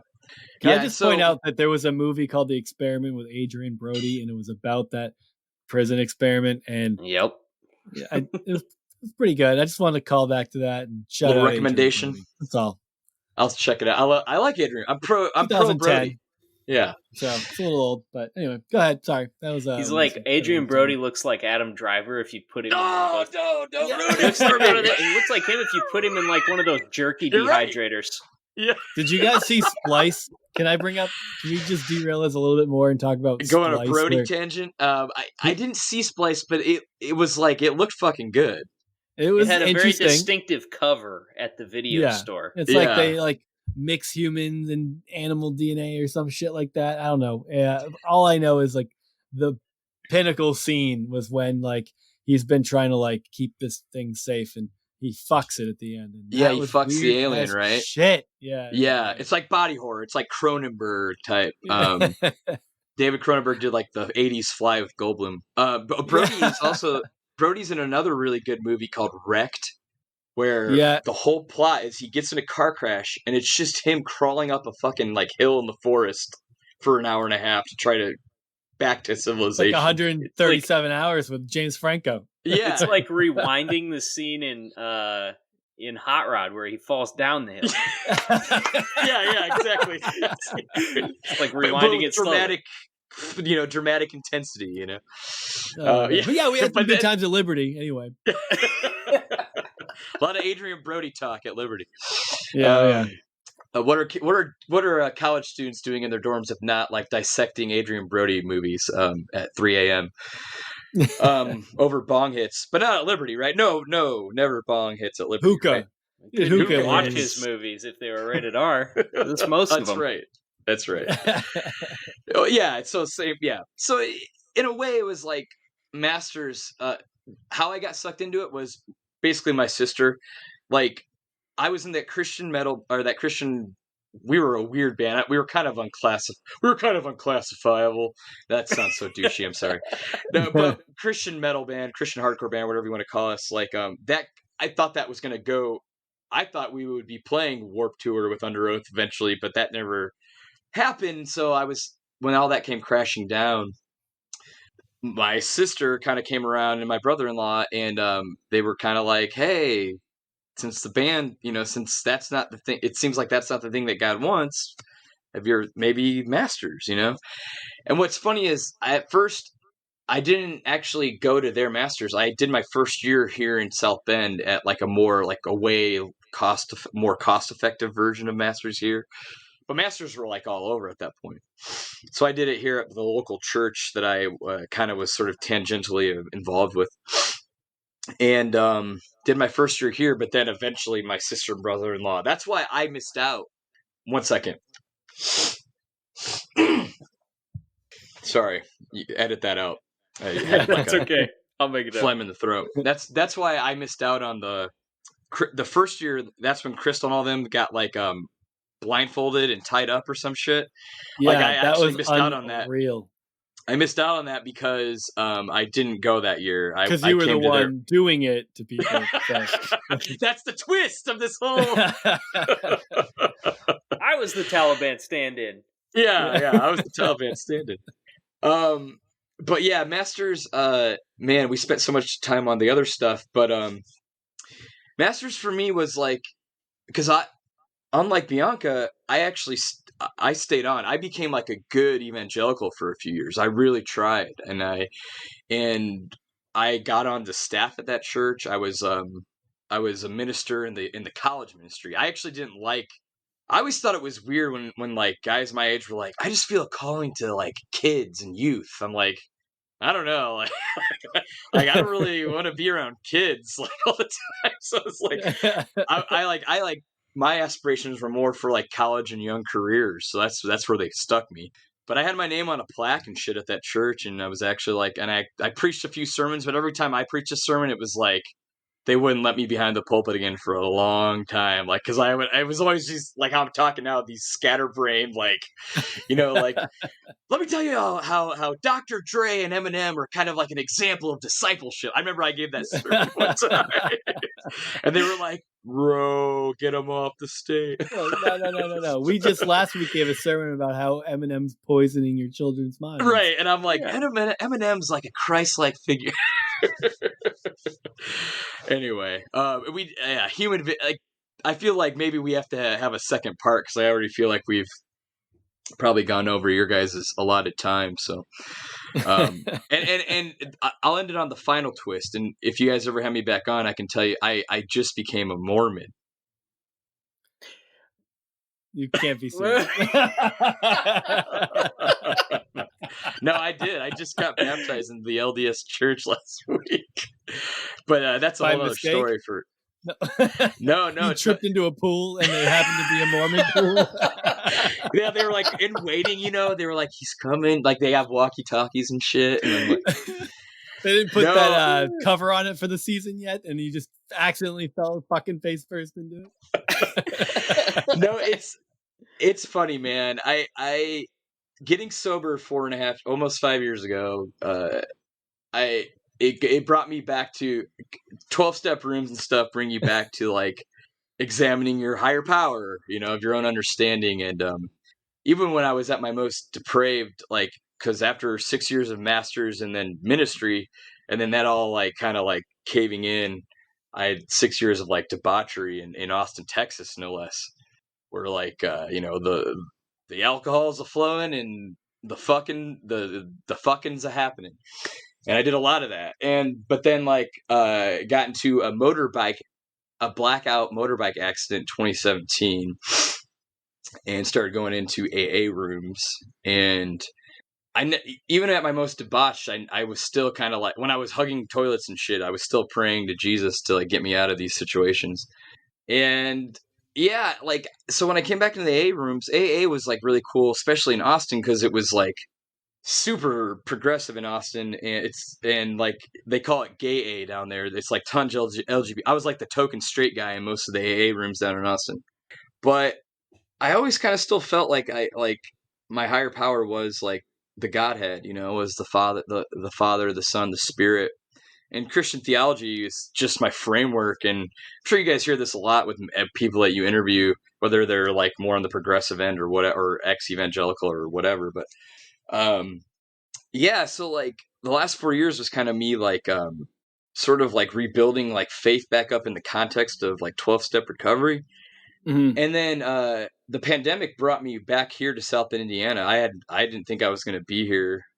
Like I thought I was, I would still be probably hanging out with Bianca, but no, actually me and Bianca haven't seen each other face to face for years, but we were living in the same that was another thing is like once I left evangelicalism, like I lost none of my, I'm not saying people like Bianca didn't call me up intentionally, because it was just like once you lose that glue, you realize like, oh, I don't have anything in common with these people whatsoever.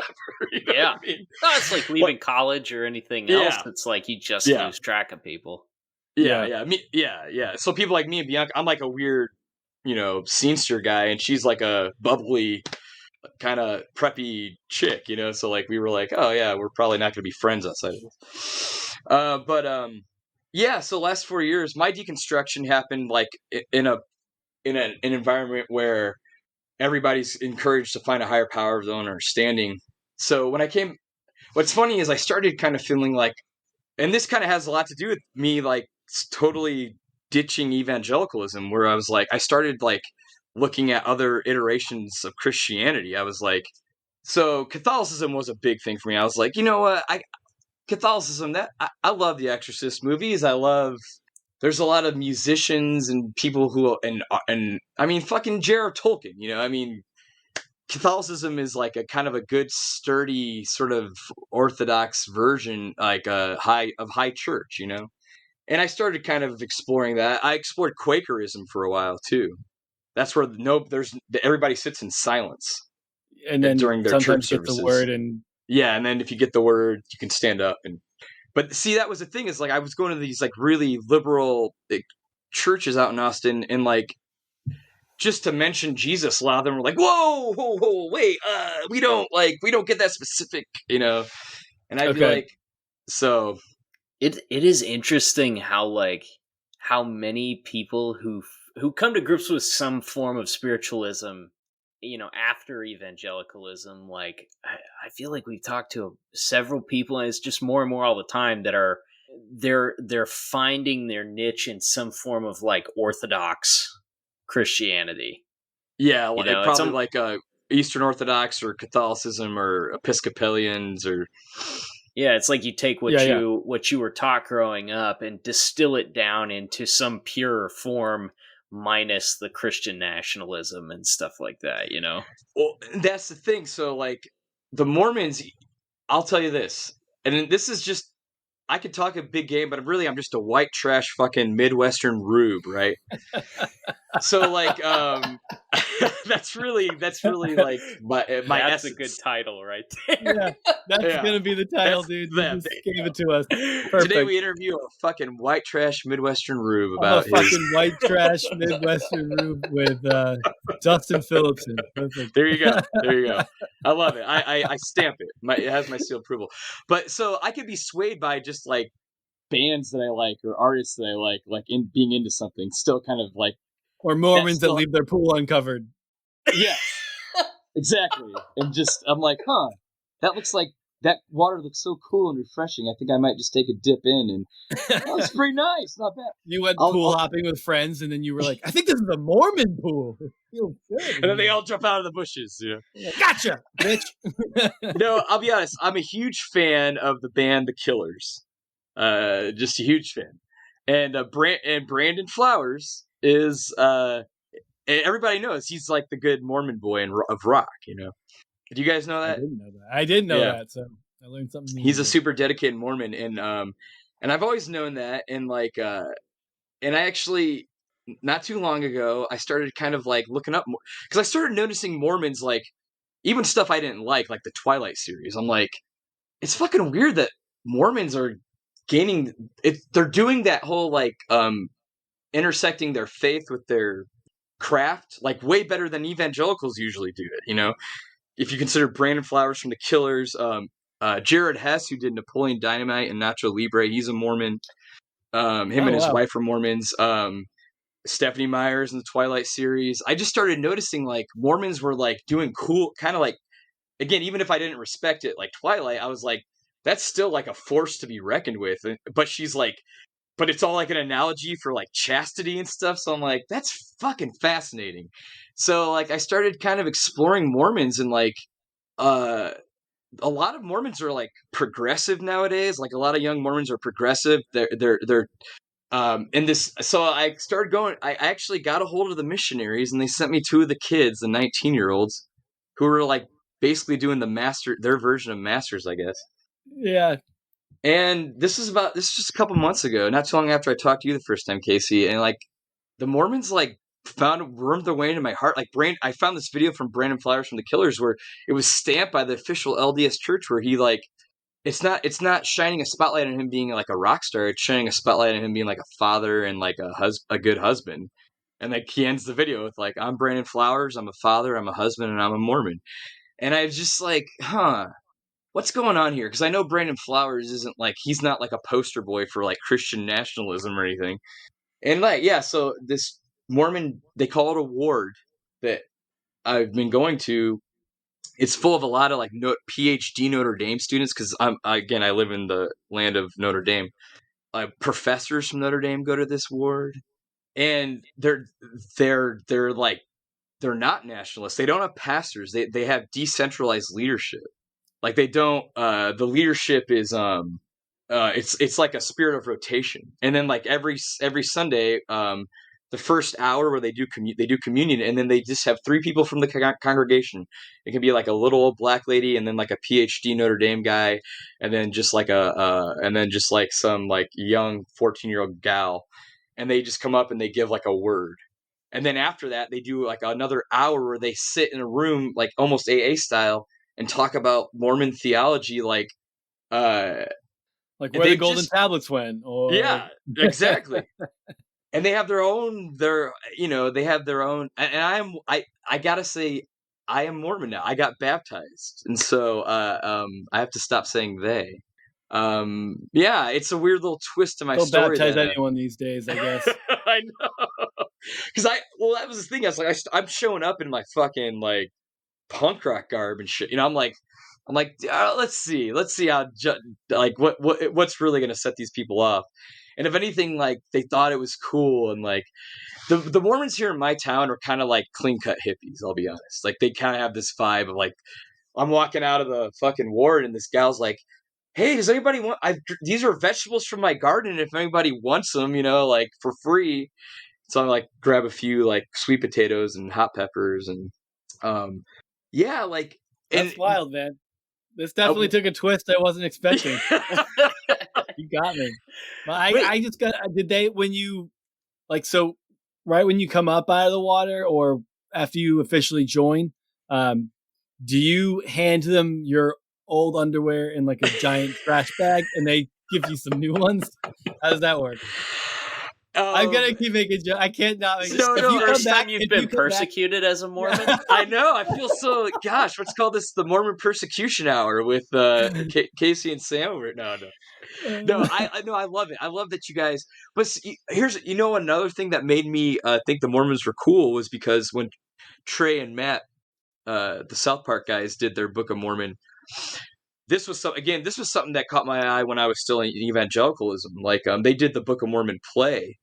Yeah. And when they did it, a lot of the investors were like, they were just so sure, like, because remember when Scorsese did Scorsese, who's devout himself, who's like dyed in the wool Catholic, he did that Last Temptation of Christ, and remember Dobson and all the evangelicals like protested the theaters, and I think Jerry Falwell said he would buy I think Jerry Falwell or Bill Bright offered to buy like all the reels of the film, like pay for it so they could destroy the film so it could never be seen again, right? So that way we only have the Passion of the Christ left. That was Scorsese's last. So when Matt Parker and Trey Stone and Matt Parker were gearing up for the Book of Mormon for its Broadway debut, some investors started getting nervous, and they were like, "Dude, what if the Mormons do the Last Temptation of the Christ thing and they start like rioting in the streets?" And then Trey Parker and Matt Stone were like, "You know what, man? In our research, like the Mormons are actually kind of fucking cool. Like they're like, trust us, we don't think that they're going to care at all." And there's this whole quote if you go to the Book of Mormon Wikipedia page of Trey, like I think it's Trey's the blonde one, I think. Just like really like heaping praise on the Mormons because not only did they like not protest, they actually like in almost in a cheeky way, they took out a little advertisement in the book, in the Broadway plays booklet for like, you've seen the play, now like actually read the book that can change your life, like the Book of Mormon or whatever, the actual Book of Mormon. Pretty funny. Well, so I think what it comes down to is the same thing we've talked about with a lot of people who find some way of reconciling with their faith after rejecting a lot of the things that just don't mesh with their worldview anymore. You keep what you need, what makes sense for you and what helps you. And you disregard the rest. At the end of the day, I think growing up, we looked at things like Christianity and the church, all of these different things as like, it was the institution that you were pledging to, you know, when in fact, like, the institution it's the framework, I guess, but like, it's really the people, and especially the people at a local level. It's like the community that makes the big difference. And that's what's valuable, not the institution, the community. If your local community of Christians or Mormons or whatever else are good people that are caring for each other and are putting positive, you know, vibes outward into their surrounding community, what can anybody, I mean, how do you critique that?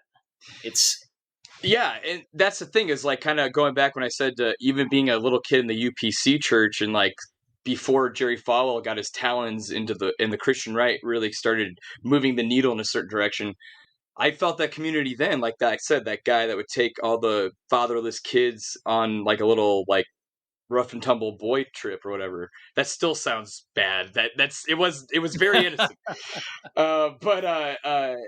I almost feel like that way with the Mormons. Like, I mentioned QAnon to them. Guess what their response was? They were like, "What's QAnon?" They didn't know what Q. Like, I was like, that's okay, this is fucking right fascinating. I was like, that's how, like, and they value education. They wear masks at their services to protect the elderly. A lot of Mormons, like, if you do the research, a lot of them, like, their whole thing, they're not, unlike evangelicals where it's like, you know, like me, like, he looks cool, he's got a rat tail, and he likes punk, like, get him credentialed and he can reach the other rat-tailed punk kids, you know? And I'm like fucking 23 acting like I know shit about shit.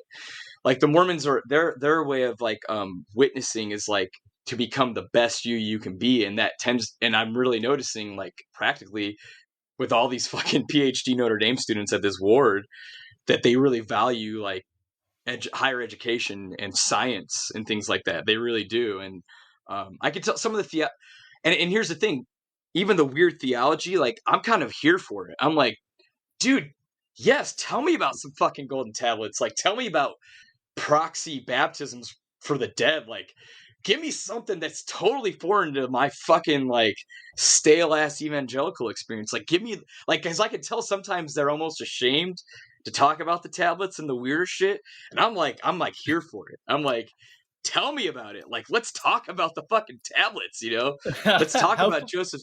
And another thing is, like, see, this is going to become a Mormon podcast now, so, like, let's just maybe call it, you know what I'm saying? How far can I push the Mormon jokes tonight? No, I mean, at this point, like, I'm still so wide-eyed about it. Like, come back in, like, a couple years, maybe I'll be, like, a fundamentalist Mormon, and I'll, like, don't say things about just our prophet. But I noticed that they have even, like, they're even now, like, starting to downplay Joseph Smith.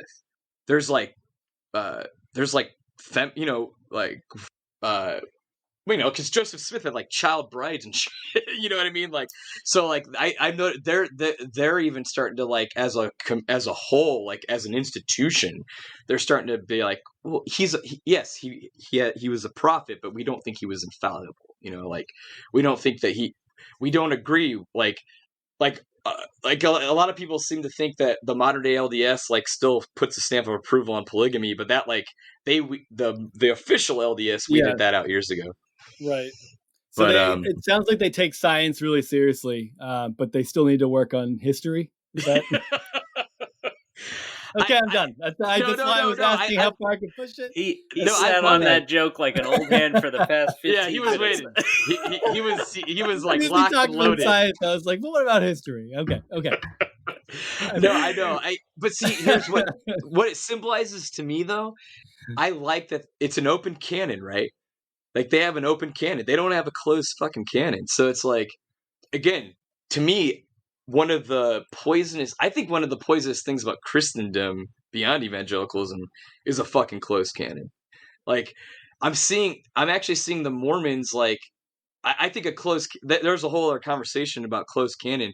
Yeah. But that was something that theologically I was starting to have huge issues with, like, when I was in the church, was that, like, how can we, like, this is so obviously a book written, like, thousands of years ago that needs so much context. Like, how can we not view it like that? How can we just like, nope, that issue's closed. Like, we will never talk about that again because that's what Paul said about it. It's You like signed a doctrinal statement.